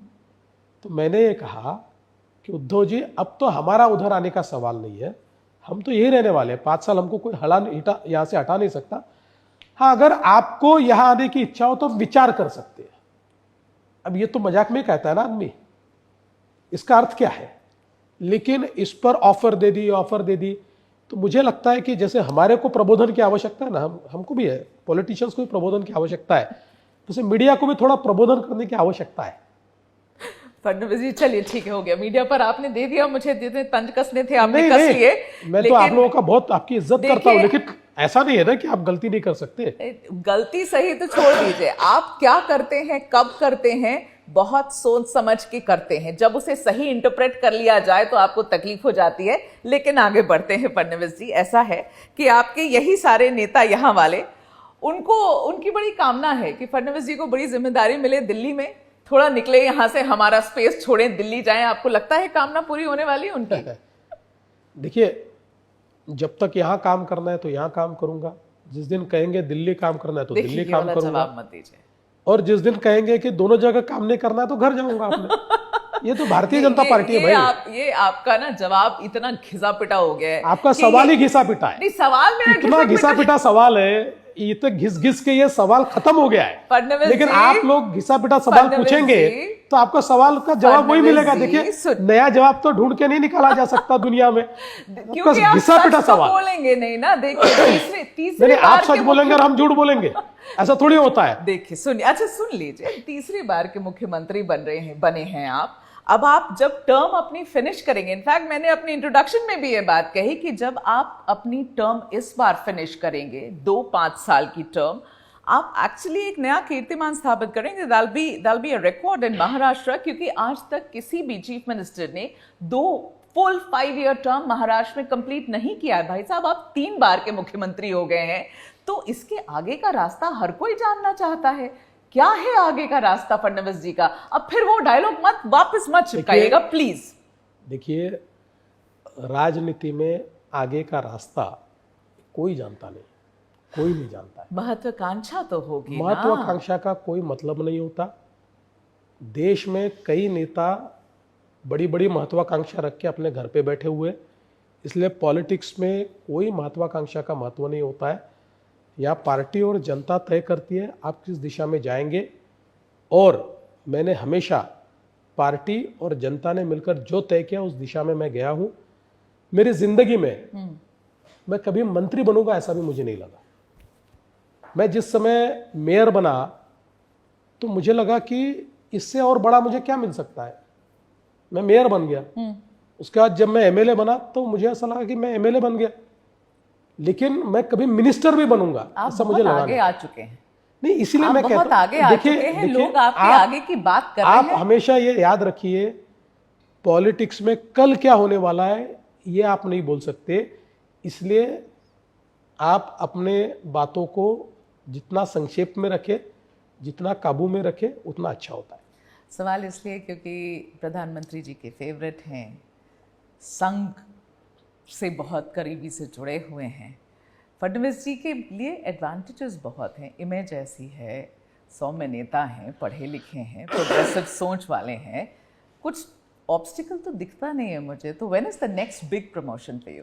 देखिए, एक बड़ी बात कहता हूं मैं, जो लोग प्रधानमंत्री जी को जानते हैं, प्रधानमंत्री जी के लिए फेवरेट और नॉन फेवरेट ऐसा कुछ नहीं होता है। प्रधानमंत्री जी ने एक बहुत ऊंची लाइन खींची हुई है, और उस लाइन पर अगर आप चलते हो तो प्रधानमंत्री को अच्छा लगता है। और उस ऊंची लाइन को अगर आप उस पर नहीं चलते तो आप कभी भी उनका जो नजरिया है उस पर खरे नहीं उतर सकते। और मैं हमेशा ये प्रयास करता हूं कि प्रधानमंत्री जी ने जिस प्रकार से एक विकसित भारत का सपना देखा है, जिस प्रकार से एक ट्रांसफॉर्मेशनल प्रधानमंत्री जी कार्य कर रहे हैं, तो उसमें एक एसेट के रूप में हम लोग काम करें। केवल मैं ही नहीं, हम सारे जितने मुख्यमंत्री हैं, ये नरेंद्र मोदी ये तो एक ही पैदा होते हैं, नरेंद्र मोदी दूसरे नहीं हो सकते। लेकिन हम जरूर इतना कर सकते हैं कि जो एक सपना उन्होंने देखा है, जो मार्ग उन्होंने चुना है और जिस दिशा में वो लेकर जा रहे हैं, उसमें हम लोग कुछ ना कुछ अपने तरीके से वैल्यू एडिशन करें। वही मैं करने की कोशिश करता हूं। और मतलब ये मैं आपको नेशनल टेलीविजन पे कहता हूं कि हम गलती करते हैं तो डांट भी खाते हैं, ऐसा कुछ नहीं है। डांट मिलती है प्रधानमंत्री जी से? बिल्कुल। देखिए, अब ये तो कहना यहाँ पर अच्छा नहीं है कि, लेकिन अगर गलती करेंगे तो वो तो हमारे नेता है, तो हमको तो कहते हैं कि भाई यहाँ गलती है आपकी, आप इसको ठीक कीजिए। उनका काम ही है ये। एक और मुख्यमंत्री ने मुझे ये बात बताया, आपके पार्टी की अच्छी डांट पिटती है अगर कुछ होता है तो। हाँ, देखिए, प्रधानमंत्री जी का एक स्वभाव है कि वो कोई चीज मन में नहीं रखते। आप अगर गलती करते हो तो आपको सीधा बोल देते कि गलती इसको सुधारिए। ओके। पर इसका मतलब ये नहीं है कि वो आपसे नाराज होकर बैठ गए। ऐसे कितने फोन कॉल्स आए हैं आपको? नहीं, ऐसे फोन कॉल्स ऐसा कोई उसके लिए फोन कॉल्स की आवश्यकता नहीं होती है। कई फोरम होते हैं जहां पर हम मिलते हैं और उसमें वो बिल्कुल ठीक से कह देते हैं कि देखो ये हित में नहीं है, ये सही काम नहीं हो रहा है, या यहाँ पर गलतियां हो रही है, आप इसको सुधारिए। तो मुझे लगता है कि हम सुधारते हैं उसको। अब फडणवीस जी थोड़ा वापस महाराष्ट्र पे आते हैं। बॉलीवुड के एक्टर हैं मनोज वाजपेयी जी, उनका एक स्टेटमेंट आया हाल फिलहाल कि वो अपने परिवार को समय नहीं दे पा रहे हैं क्योंकि उनका इतना समय वेस्ट हो जाता है यहाँ की ट्रैफिक में। आपके एक मराठी कलाकार हैं भरत जाधव, उन्होंने तो मुंबई छोड़ के कोल्हापुर में जाके सेटल हो गए। The traffic situation in Bombay has gone from bad to worse. कौन है इसके लिए जिम्मेदार? आप क्या कर रहे हैं? इनफैक्ट मैं वहाँ क्यों रुकूँ, आपको ये भी मैं कहती हूँ कि कितना समय लगता है। जो हमारे दोस्त हैं यहाँ, जब मैं रहती थी तो इतनी बुरी हालत नहीं थी। जो हमारे दोस्त थे यहाँ 15 किलोमीटर का डिस्टेंस 2 घंटे में तय करते हैं। फडणवीस जी, इज दिस इवन फेयर? ये मैक्सिमम सिटी में ये हालत है? देखिए, मैं तो ऐसा मानता हूँ कि इंफ्रास्ट्रक्चर का जितना काम मुंबई में हुआ है उतना देश के किसी भी बड़ी सिटी में नहीं हुआ है। हाँ। और आज आप देखिए मुंबई में जब से हमने मेट्रो शुरू की तो धीरे धीरे एक एक मेट्रो हम डिलीवर कर रहे हैं। अभी आने वाली 8 तारीख को जो मुंबई की सबसे बड़ी लाइफलाइन बनने वाली है, 40 किलोमीटर की जो हमारे मेट्रो है, जो कफ परेड से लेकर तो सीप्स तक चलेगी और मुंबई के ऐसे इलाकों से जाएगी कि जहाँ कोई कनेक्टिविटी नहीं है। 17 लाख लोगों को वो ट्रांसपोर्ट करेगी। उसकी शुरुआत हम लोग कर रहे हैं। करीब 350 किलोमीटर के मेट्रो के नेटवर्क का काम हमारा चल रहा है। हाँ, ये बात जरूर है कि चूंकि इंफ्रास्ट्रक्चर का काम इतना ज्यादा चल रहा है तो उसके कारण कुछ ऑब्स्ट्रक्शन होता है। ये जो ऑब्स्ट्रक्शन है ये इंफ्रास्ट्रक्चर के काम के कारण हो रहा है। आप देखिए कोस्टल रोड जो हमने तैयार किया, अब आप अगर किसी भी सोशल मीडिया में जाकर देखेंगे तो people are all press for coastal road. लोग कहते कि हमारा आधा घंटा बच गया है, हम तो अभी सारे अपॉइंटमेंट में हम जल्दी पहुंच जाते हैं। बात पूरी समझ लीजिए आप, आधे में मुझे मत टोकिए, मैं पूरा ही बताऊंगा। बोलिए। देखिए अब हमारी जो मेट्रो है ये मीरा भाईंदर तक जा रही है। एक एक फेज हम लोग खोल रहे हैं। उसका हमने कुछ ट्रायल भी ले लिया है।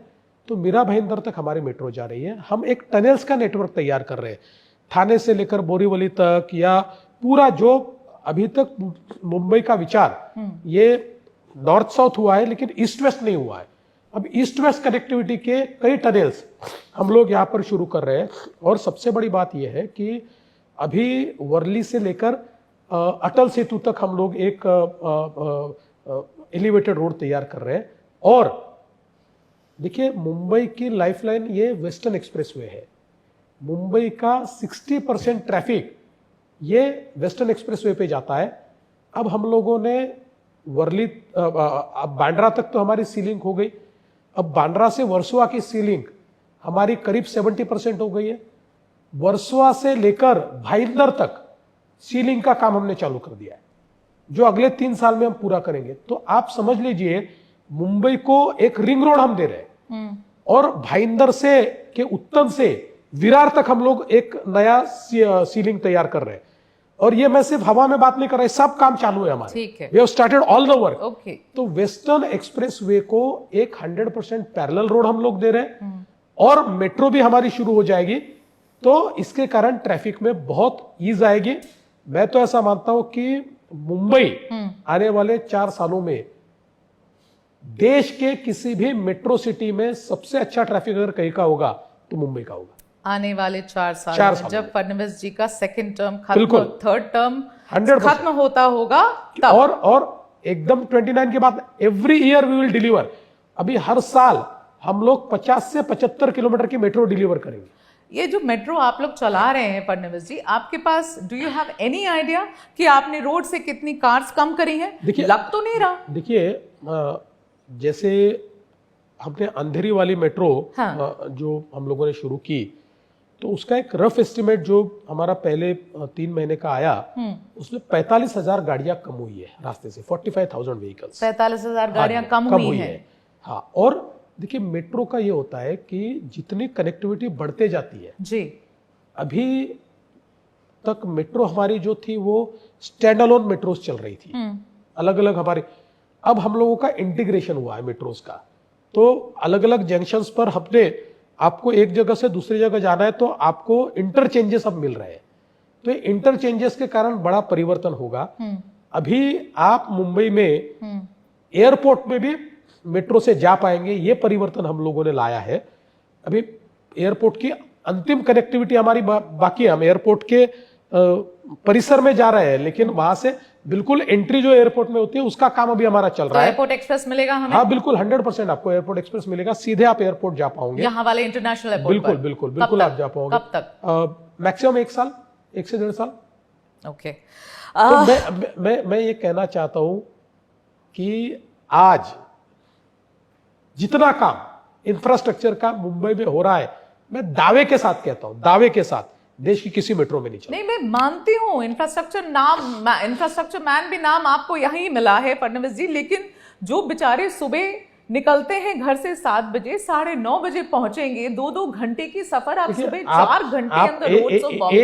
एक बात आप समझ लीजिए, let's understand the pain also. आप एक बात समझ लीजिए, आपके घर को अगर रंग लगाना है, अगर कलरिंग करना है, तो सामान तो बाहर निकालना पड़ता है ना, उतनी तकलीफ तो सहन करनी पड़ती है ना, ये उसकी तकलीफ है। चूंकि मुंबई के हर रोड पे काम चल रहा है, हर रोड पे, तो क्यों ऐसा चल रहा है? करना ही ये पड़ेगा, प्लानिंग क्यों हुई? पैरेलली करना पड़ेगा, नहीं तो 30 साल लगेंगे काम करने को एक साथ ही। देखिए मैं आपको कहता हूं 1999 से 2015 तक मुंबई में इंफ्रास्ट्रक्चर ही तैयार नहीं हुआ, और इसका परिणाम यह हुआ कि वी लॉस्ट इट। हम लोगों ने आईटी बूम जो बंगलोर को और हैदराबाद को हमने लूज किया है, they have grown at our cost, क्योंकि हमने इंफ्रास्ट्रक्चर तैयार नहीं किया। तो 2014 के बाद, मोदी जी के आने के बाद जिस प्रकार से हमने इंफ्रास्ट्रक्चर पे काम किया है, आज आप दुनिया के किसी भी एक्सपर्ट को पूछ लीजिए, भारत में काम करने वाले किसी को भी पूछ लीजिए, वो तारीफ करते हैं जो काम मुंबई में हुआ है। फडणवीस जी, लाड़की बहन योजना आप लोगों ने प्रॉमिस कर दी, डिलीवर करना पड़ रहा है क्या? बैक एंड फोर्थ आप लोग काफी कुछ करते हैं उसके ऊपर, लेकिन एक एस्टिमेट के हिसाब से 44,000 करोड़ आप लोग को सालाना उसकी जरूरत पड़ेगी। आपने शराब के दाम बढ़ा दिए, देश में सबसे ज्यादा महंगी शराब अब यहां मिल रही है, लेकिन जीएसटी की कटौती के बाद अकेले Maharashtra, and this is an estimate that we have, 7,000 crore का आपको घाटा होने वाला है। ओके, अब आप जरा बताएं, how are you planning to deal with this? देखिए पहली बात तो यह है कि हमने कोई बैक एंड फोर्थ नहीं किया। बैक एंड फोर्थ तो आपने किया? बिल्कुल नहीं किया। हम लोगों ने लाडली बहन की योजना वैसे के वैसी शुरू रखी है, और आज भी आपने लिस्ट ही सैनिटाइज कर दी, किसको मिलेगी, एक घर में कितने लोग को मिलेगी। ये बात पहले नहीं कहते थे, जब प्रचार करते थे ना फडणवीस जी, तो जोर जोर से कहते थे सबको मिलेगी, सारी बहनों को मिलेगी, फिर बहनों में कटौती कर दिया आपने। हो गया?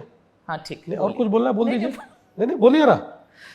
क्यों आप गलत कह रही हूँ क्या मैं? ऐसा है, आप लोग बिना पढ़े बोल रहे हैं। बिना पढ़े नहीं बोल रही हूँ मैं, बिना पढ़े बोल रहे हैं। पहले दिन से कुछ नियम हमने बनाए थे। हाँ। उन नियमों के आधार पर हमने लोगों से अर्जियां मंगाई थी, उन अर्जियों को हमने मंजूर किया। कुछ लोगों ने गलत जानकारी दी, लेकिन इनकी संख्या कितनी है?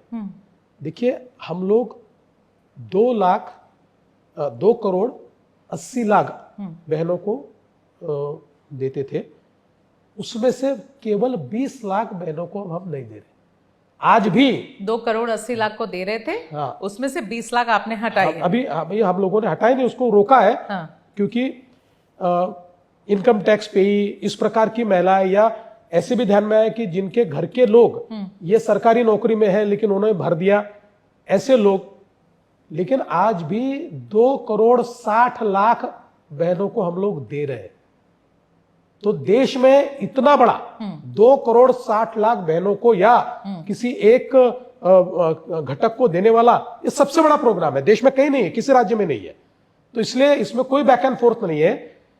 देखिए हमको सीएजी के ऑडिट का सामना करना पड़ता है। हाँ। और सीएजी के ऑडिट में हमको जिन निकषों के ऊपर आपने योजना शुरू की, उसके ऊपर आपने इस योजना का एक प्रकार से अप्रेजल किया कि नहीं, ये हमको बताना पड़ता है। तो हमने कर लिया माफ कीजिएगा, तो वो हमने कर लिया है, इसलिए उसमें कोई बैक एंड फोर्थ नहीं है।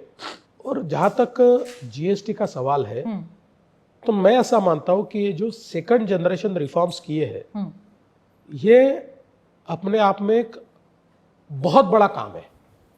क्योंकि आप इसको इस नजरिए से देख रहे हैं कि चूंकि परसेंटेज कम हुआ है तो पैसा कम आएगा, लेकिन महाराष्ट्र ने इन रिफॉर्म्स को जब काउंसिल की मीटिंग हुई तो उसमें हमने सपोर्ट किया। क्यों सपोर्ट किया? क्योंकि मैं नहीं मानता कि इससे कोई बहुत नुकसान होगा, उल्टा इससे डिमांड बढ़ेगी।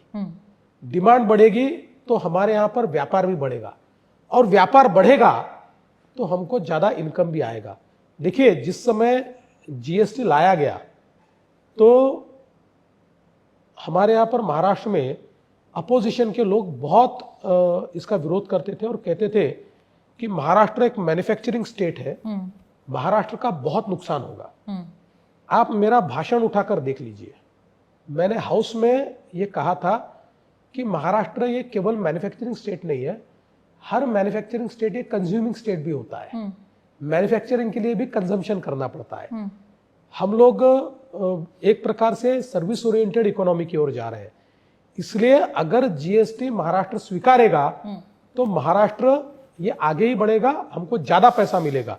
और आज हम देख रहे हैं कि वैट के रेजिम से कई गुना ज्यादा पैसा हमको मिला। वैट के रेजिम में जो हमारा एनुअल ग्रोथ रेट था उससे बहुत ज्यादा हम लोग ग्रो हुए, और कहा हम लोग 60 और 70 हजार करोड़ पर थे, और कहा अब हम लोग कुल मिलाकर 3,60,000 करोड़, लेकिन उसमें से आधा हमारा, तो एक प्रकार से दुगना या दुगने के करीब हम लोगों को ये जीएसटी मिलना शुरू हुआ है। मैं ये मानता हूं कि ये बहुत जरूरी था सेकंड जनरेशन रिफॉर्म्स लाना। इन रिफॉर्म्स के कारण भारत का जीएसटी समृद्ध होगा, भारत के लोगों को भी फायदा होगा, एक्स्ट्रा डिमांड भी इससे क्रिएट होगी, और हमारे यहां पर अर्थव्यवस्था जो है ये और तेजी से विकसित होगी। फडणवीस जी, देखिए ट्रम्प टैरिफ, प्रेसिडेंट ट्रम्प ने जो टैरिफ लगाई है हमारे ऊपर, उसका लोग कह रहे हैं सबसे ज्यादा असर अगर किसी भी राज्य में होगा तो वो महाराष्ट्र में होगा, क्योंकि you are a big exporter to the US. अभी सिर्फ इसी साल में 3,684 करोड़ की एक्सपोर्ट हुई है, जिसमें कि एग्रीकल्चर फूड सेक्टर से सिर्फ वहीं से इतना एक्सपोर्ट हुआ है। अब ये असर तो पड़ेगा, गंभीर असर है, और ये ऐसे आप व्यापारियों के पास जाएं तो वो कहते हैं कि बिना सरकार की मदद के उन्हें अब सर्वाइव करना बहुत मुश्किल है। What are you doing about that? देखिए, निश्चित रूप से कुछ ना कुछ असर तो शुरुआत में हमारे ऊपर पड़ेगा, क्योंकि महाराष्ट्र में जेम्स एंड ज्वेलरी का बड़ा काम है जी, महाराष्ट्र में फार्मास्यूटिकल का बड़ा काम है, महाराष्ट्र में टेक्सटाइल का बड़ा काम है, और फिशरीज में भी हम लोग काफी बड़ा काम करते हैं। तो ये चारों सेक्टर पर कोई ना कोई परिणाम उसका होगा। लेकिन जिस दिन ये सैंक्शंस लगे उस दिन हमारे प्रधानमंत्री जी ने हमको एक मंत्र दिया, और उन्होंने कहा कि इसको आपदा मत समझो, इसका अवसर समझो जी। और अवसर समझकर बड़े पैमाने पर ईज ऑफ डूइंग बिजनेस करो, नए मार्केट्स ढूंढ कर निकालो, और नए तरीके से आप लोग व्यापार करो।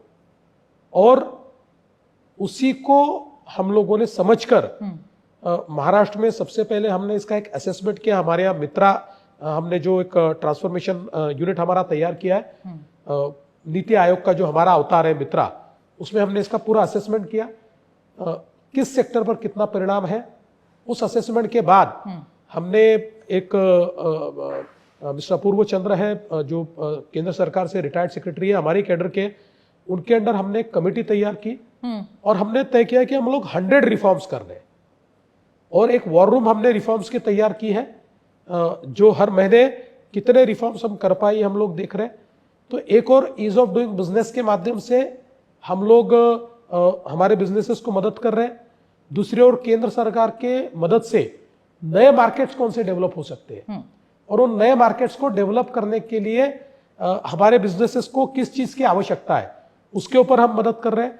और उसके साथ साथ स्टेट के रूप में उनको अलग अलग प्रकार के क्या इंसेंटिव दे सकते हैं, इसके ऊपर भी हम लोग काम कर रहे हैं। तो कुल मिलाकर हम लोगों ने इसका असेसमेंट किया, और मैं ऐसा मानता हूं कि शायद पहला साल थोड़ा हमको तकलीफ का जाएगा, लेकिन 2-3 सालों में तो हम लोग इस प्रकार से काम करेंगे कि शायद मुझे ऐसा लगता है कि इसका कोई टैरिफ का ज्यादा असर हमारे ऊपर नहीं रहेगा। ठीक है, ये सारी बातें तो हो गई। फडणवीस जी, जल्दी से बताइए कि बीएमसी चुनाव कब करवाने वाले हैं आप लोग? ये तो आप इलेक्शन कमीशन को तो इलेक्शन कमीशन को पूछ लेंगे, यहाँ से जब तक इंडिकेशन होगी नहीं वो चुनाव होगा नहीं। क्या प्लानिंग क्या है, कब तक होगी, कब से रोक रखा है आप लोगों ने? देखिए, वापस मैं आपको कहना चाहता हूँ कि आप हमने नहीं रोका। चलिए देखिए, ऐसा नहीं, है कि हम लोग सच्चाई वाली बात पूछते हैं ना, आप लोग को लग जाती है। अब आप इलेक्शन कमीशन के ऊपर डाल दीजिए, फिर कोर्ट के ऊपर डाल दीजिए। पॉइंट ये है कि जब तक बीजेपी तैयार नहीं होगी शायद ये चुनाव होगा ही नहीं। अब सच सच बताइए, कब होगा चुनाव, कब होंगे आप तैयार? हो गया? हाँ, हो गया। और पूछना पूछ लीजिए। नहीं, जवाब पूछ लिया मैंने, दीजिए। हाँ, चाहिए आपको जवाब? जवाब देता हूं। समझ लीजिए बात को, आप लोग बिना समझे बात करते हैं। चुनाव क्यों रुका था? सुप्रीम कोर्ट ने रोका था, हमने नहीं। ठीक है। सुप्रीम कोर्ट ने स्टे देकर रखा था ओबीसी के आरक्षण पर। हम लोगों ने सुप्रीम कोर्ट को कन्विंस किया, मेरी सरकार ने, और सुप्रीम कोर्ट ने पूरा ओबीसी आरक्षण बहाल करके चुनाव करने का निर्देश दिया। उन्होंने स्पष्ट रूप से निर्देश दिया है कि 30 जनवरी से पहले सारे चुनाव होने चाहिए। उस दृष्टि से इलेक्शन कमीशन ने तैयारी भी शुरू की पिछले 2 महीने से, क्योंकि इस चुनाव का 120 दिन का एक कैलेंडर होता है, वार्ड फॉर्मेशन होता है, जिला पंचायत के गट फॉर्मेशन होता है, नगर पालिका के वार्ड फॉर्मेशन होते हैं, वो सारी प्रोसेस कंप्लीट की उन्होंने। हाँ। उसके बाद उसके ऊपर हियरिंग करनी पड़ती है, उस हियरिंग को उन्होंने कंप्लीट किया। अभी उसका अंतिम नोटिफिकेशन वो निकाल रहे हैं, साथ में फिर मतदाता सूची वो घोषित कर रहे हैं। और उसके बाद अभी अभी इलेक्शन कमीशन ने यह स्पष्ट किया है कि हम 3 फेज में इस चुनाव को करेंगे, नगर पालिका, जिला पंचायत और महानगर पालिका। तो कुल मिलाकर ये तीनों फेजेस जो है वो 31 जनवरी से पहले उनको कंप्लीट करने हैं। इसमें बीजेपी का कोई सवाल नहीं है, रूलिंग पार्टी का कोई सवाल नहीं है। It is between the supreme court of India and the election commission.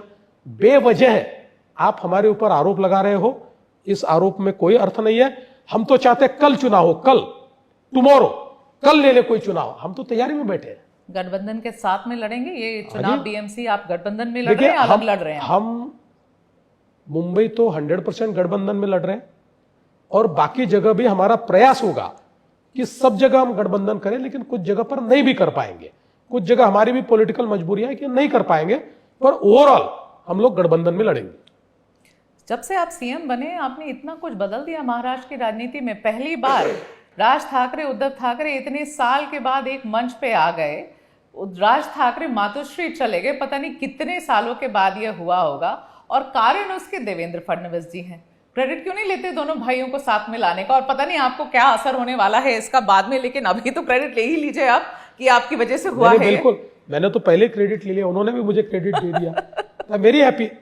देखिए, लोग कहते हैं आपने पार्टियां तोड़ दी, हमने तो तोड़ी नहीं। लोग कहते हैं आपने परिवार तोड़ दिया, हमने तो तोड़े नहीं।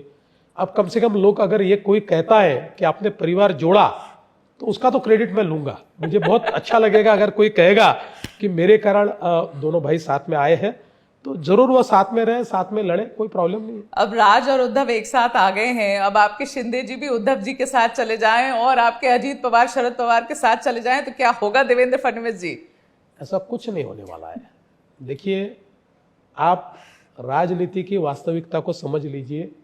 शिंदे जी और अजीत पवार जी ये दोनों हमारे साथ ही रहेंगे, एनडीए में ही रहेंगे, इस सरकार का और केंद्र सरकार का हिस्सा बनकर रहेंगे। अच्छा, एक बात बताइए, अजीत पवार जी की बात हुई, आपको वो वायरल वीडियो पुणे वाला याद तो होगा ही। होम मिनिस्टर आप हैं, आईपीएस ऑफिसर थी, यंग ऑफिसर थी, जिस तरीके से बात कर रहे थे Ajit Pawar ji, I don't think that was right. आपने किससे बात करी? आपने उस ऑफिसर को समझाया या अजीत पवार जी को समझाया कि ये गलत हुआ? देखिए, मेरी दोनों से बात हुई और अजीत पवार जी से तो मेरी अच्छे से बात हुई है, और अजीत पवार जी ने भी अपना पक्ष बहुत साफ शब्दों में रखा हुआ है।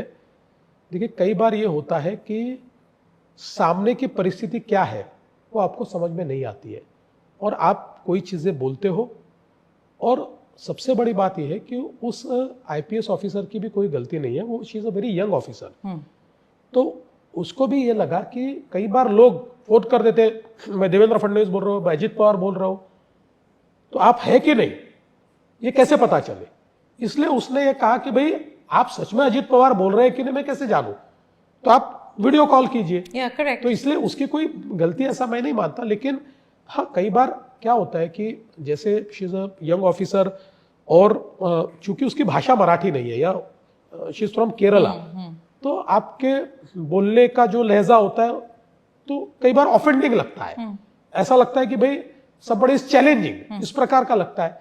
तो मुझे ऐसा लगता है इसमें कंफ्यूजन हुआ है, लेकिन अजीत पवार जी ने इसके बारे में बहुत स्पष्ट स्टेटमेंट दिया हुआ है। और अजीत पवार जी ने ये बात कही है कि किसी भी महिला अफसर को या किसी भी अफसर को अपमानित करने का मेरा कोई इरादा उसमें नहीं था। और आप अगर नॉर्मली देखें तो अजीत पवार जी इस बात के लिए जाने जाते हैं, वो इस प्रकार से किसी को अपमानित नहीं करते। तो मुझे ऐसा लगता है कि ठीक है, जो हुआ वो ठीक नहीं हुआ, लेकिन अब दोनों तरफ से वो बात समाप्त हो गई। देवेंद्र फडणवीस जी, नवरात्रि आ रही है, आपकी पार्टी की एक पुरानी मिनिस्टर हैं, इनका नाम है उषा ठाकुर, मध्य प्रदेश में। उनका एक बयान आया, वो कह रही हैं कि गरबा आने वाली हैं लड़कियों को शालीन कपड़े पहनकर शालीनता से गरबा करने आना चाहिए। गरबा में मैं लहंगा चोली पहनूं, मैं क्या पहनूं नहीं पहनूं, इस पर इतनी इस तरीके की टिप्पणी, किसको क्या पहनना चाहिए नहीं पहनना चाहिए, इस पे इतना रेज, इतना डिबेट डिस्कशन होता है। What do you think of it?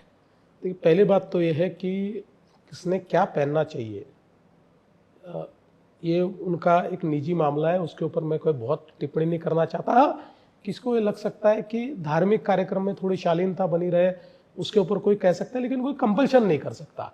Compulsion करने का सवाल नहीं। अब ये हमारी जो बहन है, इसने क्या कहा है ये भी मैंने सुना नहीं है, ये कब का ये भी मैंने सुना नहीं है। मेरा अपना व्यू अगर आप पूछेंगे तो मैं इतना ही कहना चाहूँगा कि हम लोग जो भी, अगर कोई धार्मिक ऑकेजन होता है तो उस धार्मिक ऑकेजन की गरिमा हम बनाए रखें। बाकी हर एक का अपना निजी मामला है कि वो क्या पहने। ग्रेट। नाउ फडणवीस जी, पीएम के 75 साल हुए, आपकी भी लंबी एसोसिएशन रही है प्रधानमंत्री जी के साथ। You remember the first time you met him? जी, मैं तो कई साल पहले उनको मिला था, लेकिन जो मुझे बहुत अच्छे से याद है उनके साथ मेरी मुलाकात, वो करीब मैं ऐसा मानता हूँ 1997 या 98 की बात होगी, जिस समय हमारे भारतीय जनता युवा मोर्चा का एक अखिल भारतीय अभ्यास वर्ग नागपुर में रेशीम बाग में रखा हुआ था, और मैं उस समय मेयर भी था और मैं युवा मोर्चा का हमारे नागपुर शहर जिले का अध्यक्ष भी था। तो उसकी पूरी जिम्मेदारी मेरी थी, उसका पूरा ऑर्गेनाइजेशन मैंने किया था, और उस समय कई नेता उसमें शामिल होने के लिए आए थे, और जो सारे नेता आए थे तो हम लोगों ने रेस्ट हाउस में वगैरह इधर उधर उनकी व्यवस्था की थी। तो उस समय मोदी जी वहाँ पर आए। आने के बाद हम लोगों ने उनका स्वागत किया। स्वागत करने के बाद हेडगेवार जी की समाधि पर जाकर उन्होंने फूल चढ़ाए, और उसके बाद हमने उनको पूछा, चूंकि मैक्सिमम जो नेता आए थे वो फूल चढ़ाकर फिर अपना या तो सेशन किया या फिर रेस्ट हाउस चले गए, जहाँ उनकी व्यवस्था थी वहाँ वो सारे चले गए। तो उनको भी हमने पूछा कि आप क्या करना चाहेंगे, रेस्ट हाउस रहना चाहेंगे या यहाँ पर भी व्यवस्था है। रेशीम बाग में प्रचारकों के कमरे उस समय, अभी तो थोड़ा बदल गया है, मतलब अभी भी है, लेकिन वो पुरानी बिल्डिंग जो थी जिसको तोड़कर बाद में नई बिल्डिंग बनी, तो हमने कहा कि यहाँ पर भी प्रचारकों की रहने की व्यवस्था है, या हम लोगों ने जितने आने वाले वक्ता या मेहमान है सबकी रेस्ट हाउस में व्यवस्था की है, तो आप वहाँ भी रुक सकते हैं, तो आप बताइए। तो उन्होंने कहा नहीं, मैं तो यही रुकूंगा, मैं यहाँ कार्यक्रम के लिए आया हूँ। और जो प्रचारकों का कमरा था उस कमरे में वो 2 दिन तक वहां पर रुके। 3 दिन का शिविर था, तो 2 दिन उसमें थे, वो 2 दिन तक वहीं रुके। छोटा सा कमरा हुआ करता था, एसी वेसी का तो सवाल ही नहीं है, बिल्कुल एकदम नॉर्मल सा कमरा, एक छोटा सा हुआ करता था। तो उसी कमरे में उस समय वो रुके थे, और उस समय के कमरे भी ऐसे थे कि उसमें कोई अटैच टॉयलेट बाथरूम वगैरह भी नहीं हुआ करता था। उस समय वो जो उस समय का संघ का वो प्रचारकों की जो व्यवस्था थी, उस व्यवस्था में कमरे थे, और कॉमन एक डॉर्मेटरी, एक कॉमन एरिया हुआ करता था जहां नहाने के लिए कुछ बाथरूम्स हुआ करते थे, कुछ टॉयलेट्स हुआ करते थे, लेकिन हाँ, मोदी जी वहीं रुके। Finally, before I get to the rapid fire, Gen Z को लेकर बहुत बात होती है। देवेंद्र फडणवीस जी, you are of course seen as one of the younger generation नेता of the Bharatiya Janata party. I want to understand, Rahul Gandhi ने भी बहुत राजनीति कर ली जेन ज़ी को लेकर। नेपाल में तो आपने देखा ही क्या हो गया, पूरी तख्ता पलट हो गई जेन ज़ी की वजह से। How do you see all of this? How do you see the role of Gen Z? And if there's a message for Gen Z from Devendra Fadnavis? देखिए, कुल मिलाकर अगर हम लोग देखें तो चाहे वो भारत हो, नेपाल हो, या हमारे आसपास के सारे जो देश हैं, वहाँ की डेमोग्राफी ऐसी है कि बहुत बड़े पैमाने पर युवा है, और अगले 10-15 सालों तक इन सारे देशों में युवाओं की संख्या बहुत ज़्यादा होने वाली है। और अगर इन युवाओं को हम डेमोग्राफिक एडवांटेज के रूप में इस्तेमाल करेंगे तो ये सारे देश, हमारे देश सहित सारे देश, ये बहुत तरक्की करेंगे, और अगर नहीं करेंगे तो एक ये डेमोग्राफिक लायबिलिटी तैयार होगी। तो जहाँ तक भारत का सवाल है, प्रधानमंत्री मोदी जी ने पहले दिन से डेमोग्राफिक डिविडेंड को समझा, और आज हमारी अर्थव्यवस्था इतनी विस्तारित हुई क्योंकि हमने ये जो हमारा डेमोग्राफिक डिविडेंड है, ये जो हमारे तरुणाई है, इस तरुणाई को एक दिशा दी, इनके लिए एक अवसर तैयार किए और उसी के चलते 10 सालों में हम 11वीं अर्थव्यवस्था से 4थी अर्थव्यवस्था तक पहुंचे। तो मुझे ऐसा लगता है कि जो ये युवा पीढ़ी है, इस पीढ़ी को एक दिशा देने की आवश्यकता है। अगर हम उनको दिशा नहीं देंगे तो वो दिशाहीन हो जाएगी। जैसे हमेशा स्वामी विवेकानंद कहते थे कि युवा कैसे होते हैं, तो ये युवा शब्द को अगर हम उल्टा करें तो वायु शब्द बनता है। और ये वायु किस प्रकार का होता है, तो ये अगर प्राणवायु होता है, ऑक्सीजन होता है, तो समाज को जीने का एक साधन होता है। और ये अगर तूफान बन जाता है तो ये गांव को उजाड़ भी देता है। तो मुझे ऐसा लगता है कि हर देश को ये समझना होगा कि ये एक बहुत ही एस्पायरिंग पॉपुलेशन है, एक एस्पिरेशनल इस प्रकार की पॉपुलेशन है और इसके एस्पिरेशंस को हमको एड्रेस करना ही होगा। और मैं ऐसा मानता हूं भारत में उसको एड्रेस करने का काम हमारे प्रधानमंत्री जी ने लगातार किया है। इसी के चलते राहुल गांधी कितना भी उनको उस्काने की कोशिश करे, उचकाने की कोशिश करे, एक प्रकार उनका गलत इस्तेमाल करने की कोशिश करे, तो भी ये भारत में नहीं होने वाला है। ये आप बात को समझ लीजिए। Yeah, that's what we also think, but I am finishing with a rapid fire. This will be a quick session and you will have to quickly give answers. Don't take time, no long answers, not allowed. Okay? So let's start. Modi ji और शाह जी, सबसे ज्यादा सख्त कौन है? सख्त तो दोनों नहीं है, लेकिन मुझे ऐसा लगता है कि कुछ बातों में मोदी जी ज्यादा सख्त है। किससे ज्यादा खुलकर बात कर सकते हैं आप? दोनों से कर सकते हैं, लेकिन जहाँ तक मोदी जी का सवाल है तो उनके लिए आदर बहुत ज़्यादा है। तो जैसे अपने घर में होता है कि आप एक पिताजी की जगह होते हैं, एक भाई की जगह होते हैं, तो पिताजी से आपका आदर होता है, भाई से आपका एक अलग रिश्ता होता है। तो मैं ऐसा मानता हूँ कि मैं तो दोनों से खुल के बात कर सकता हूँ, लेकिन अमित भाई से ज़्यादा खुलकर बात कर सकता हूँ। ओके। एक नाथ शिंदे, अजीत पवार, किसके साथ काम करना ज़्यादा आसान? एक, दो नहीं, एक। दोनों के साथ काम करना ज्यादा आसान है, कोई प्रॉब्लम नहीं है। देखिए, जवाब देंगे इसीलिए तो पूछा दिस और दैट का कोई सवाल ही नहीं होता है। कैसे सवाल? हर चीज का दिस और दैट में जवाब ही नहीं होता है।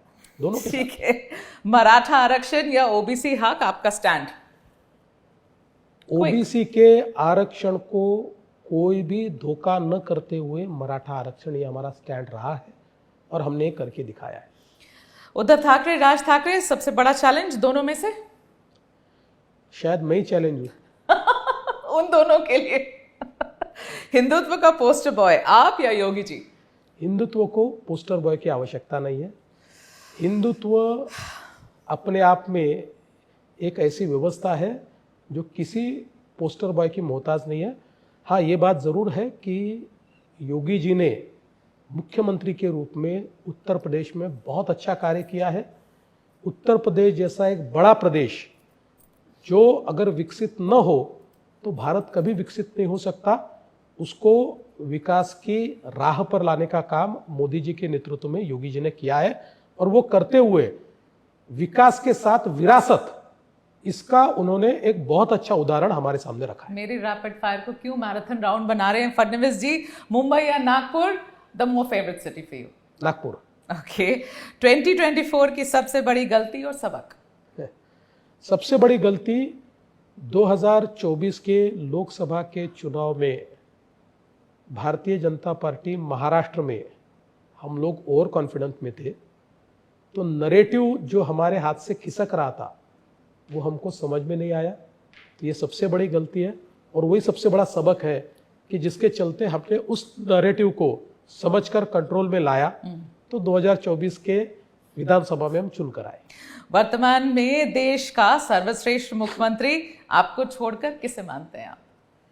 देखिए, सभी ने अच्छा काम किया है। मैं ऐसा कोई सर्वश्रेष्ठ का रेटिंग नहीं करना चाहता हूं, लेकिन हमारे भारतीय जनता पार्टी के जो अलग अलग मुख्यमंत्री है, जो कई सालों से कुछ लोग काम कर रहे हैं, योगी जी कई सालों से काम कर रहे हैं, अभी हेमंत बिस्वा शर्मा भी कई सालों से काम कर रहे हैं। नहीं, ऐसा थोड़ी होता है, एक नाम क्यों चूज करूं मैं? भाई सब जब अच्छा काम कर रहे हैं तो एक नाम चूज करने में क्या? कोई सबसे अच्छा काम तो कर ही रहा होगा ना आपकी नजर में? ऐसा नहीं है, सभी ने अच्छा काम किया। ठीक है, ओके।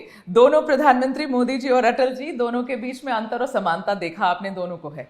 हाँ, देखिए, दोनों में समानता तो ये है कि देश के प्रति उनका जो भाव रहा है, उनकी जो प्रतिबद्धता रही है, जी।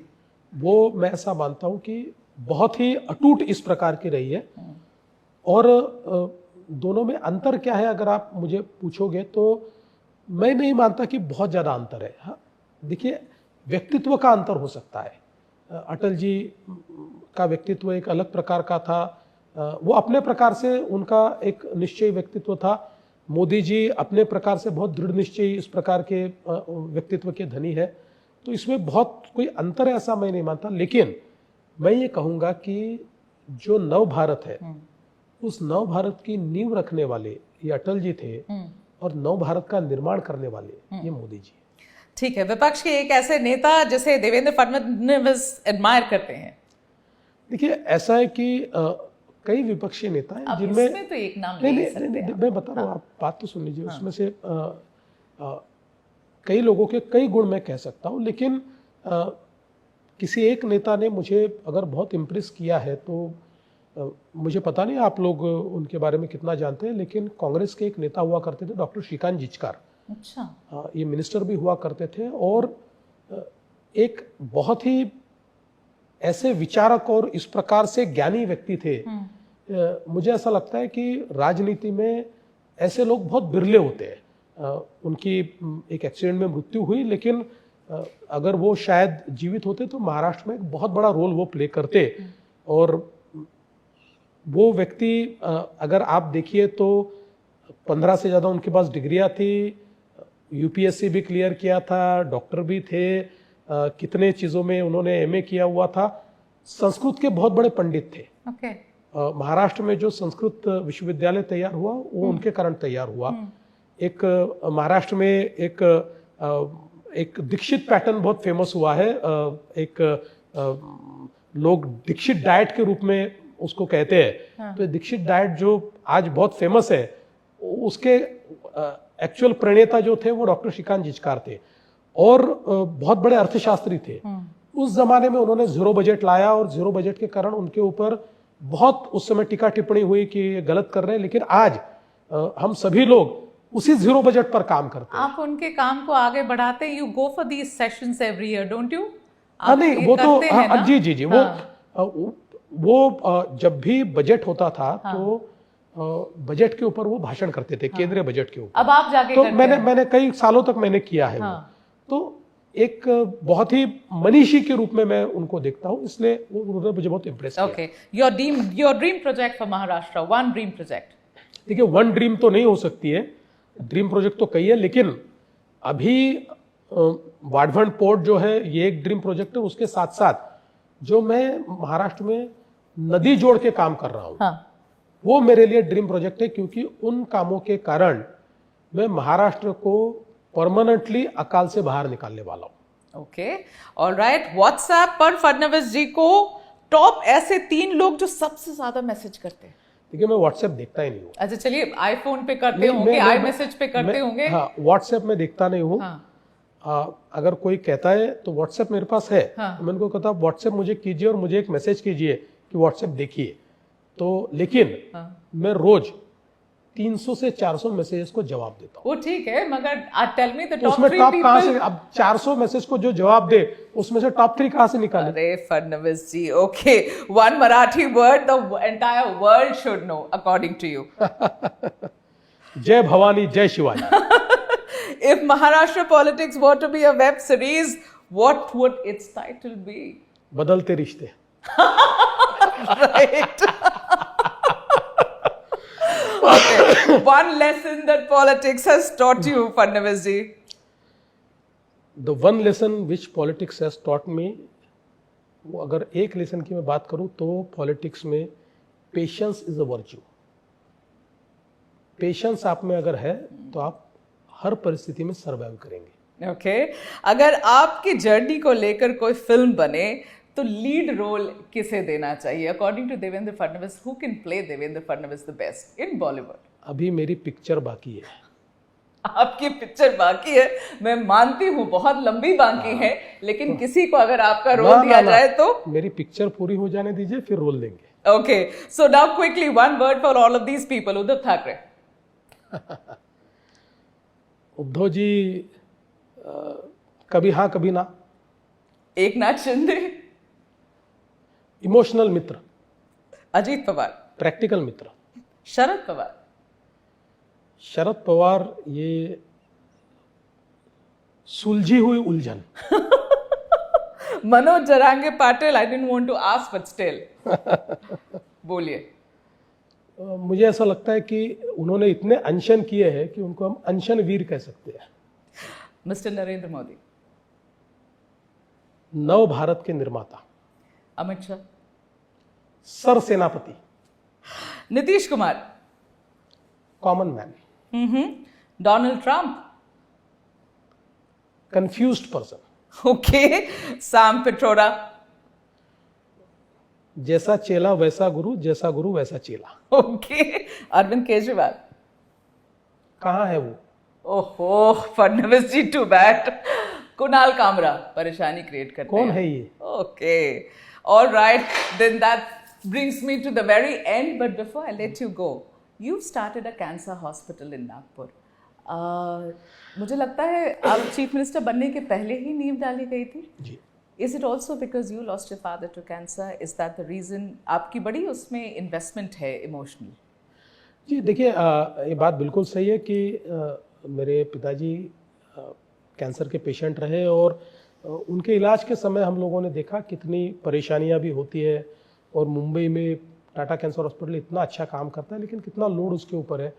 तो तब से बचपन से मेरे दिमाग में था कि मुझे जब भी मौका मिलेगा तो कैंसर हॉस्पिटल में शुरू करूंगा। मेरे एक मित्र है शैलेश जोगड़ेकर, उनकी भी पत्नी का देहांत कैंसर के कारण हुआ, तो हम दोनों मिलकर हम लोगों ने 90s में तय किया कि हम लोग जब भी मौका पड़ेगा तो हम कैंसर हॉस्पिटल शुरू करेंगे। तो धीरे धीरे करते करते करते उसको हम लोग इस ड्रीम को आगे बढ़ाते गए। फिर थोड़े पैसे जमा किए, फिर लैंड खरीदी, फिर ऐसा कर करके वो कैंसर हॉस्पिटल हमने पूरा किया और अब बहुत अच्छा कैंसर हॉस्पिटल नागपुर में वो चल रहा है और एक चैरिटेबल हॉस्पिटल है। मैं तो उसमें अभी कुछ नहीं हूँ, मैं आई एम नोबडी, एक संस्था उसको चलाती है और मैं जो भी मदद लगती है वो मदद उनको करता हूँ। फडणवीस जी, आपने अपने वेस्ट स्केड्यूल से इतना समय हमारे लिए निकाला। I am genuinely grateful to you. Thank you for your time. Thank you, धन्यवाद, बहुत बहुत धन्यवाद।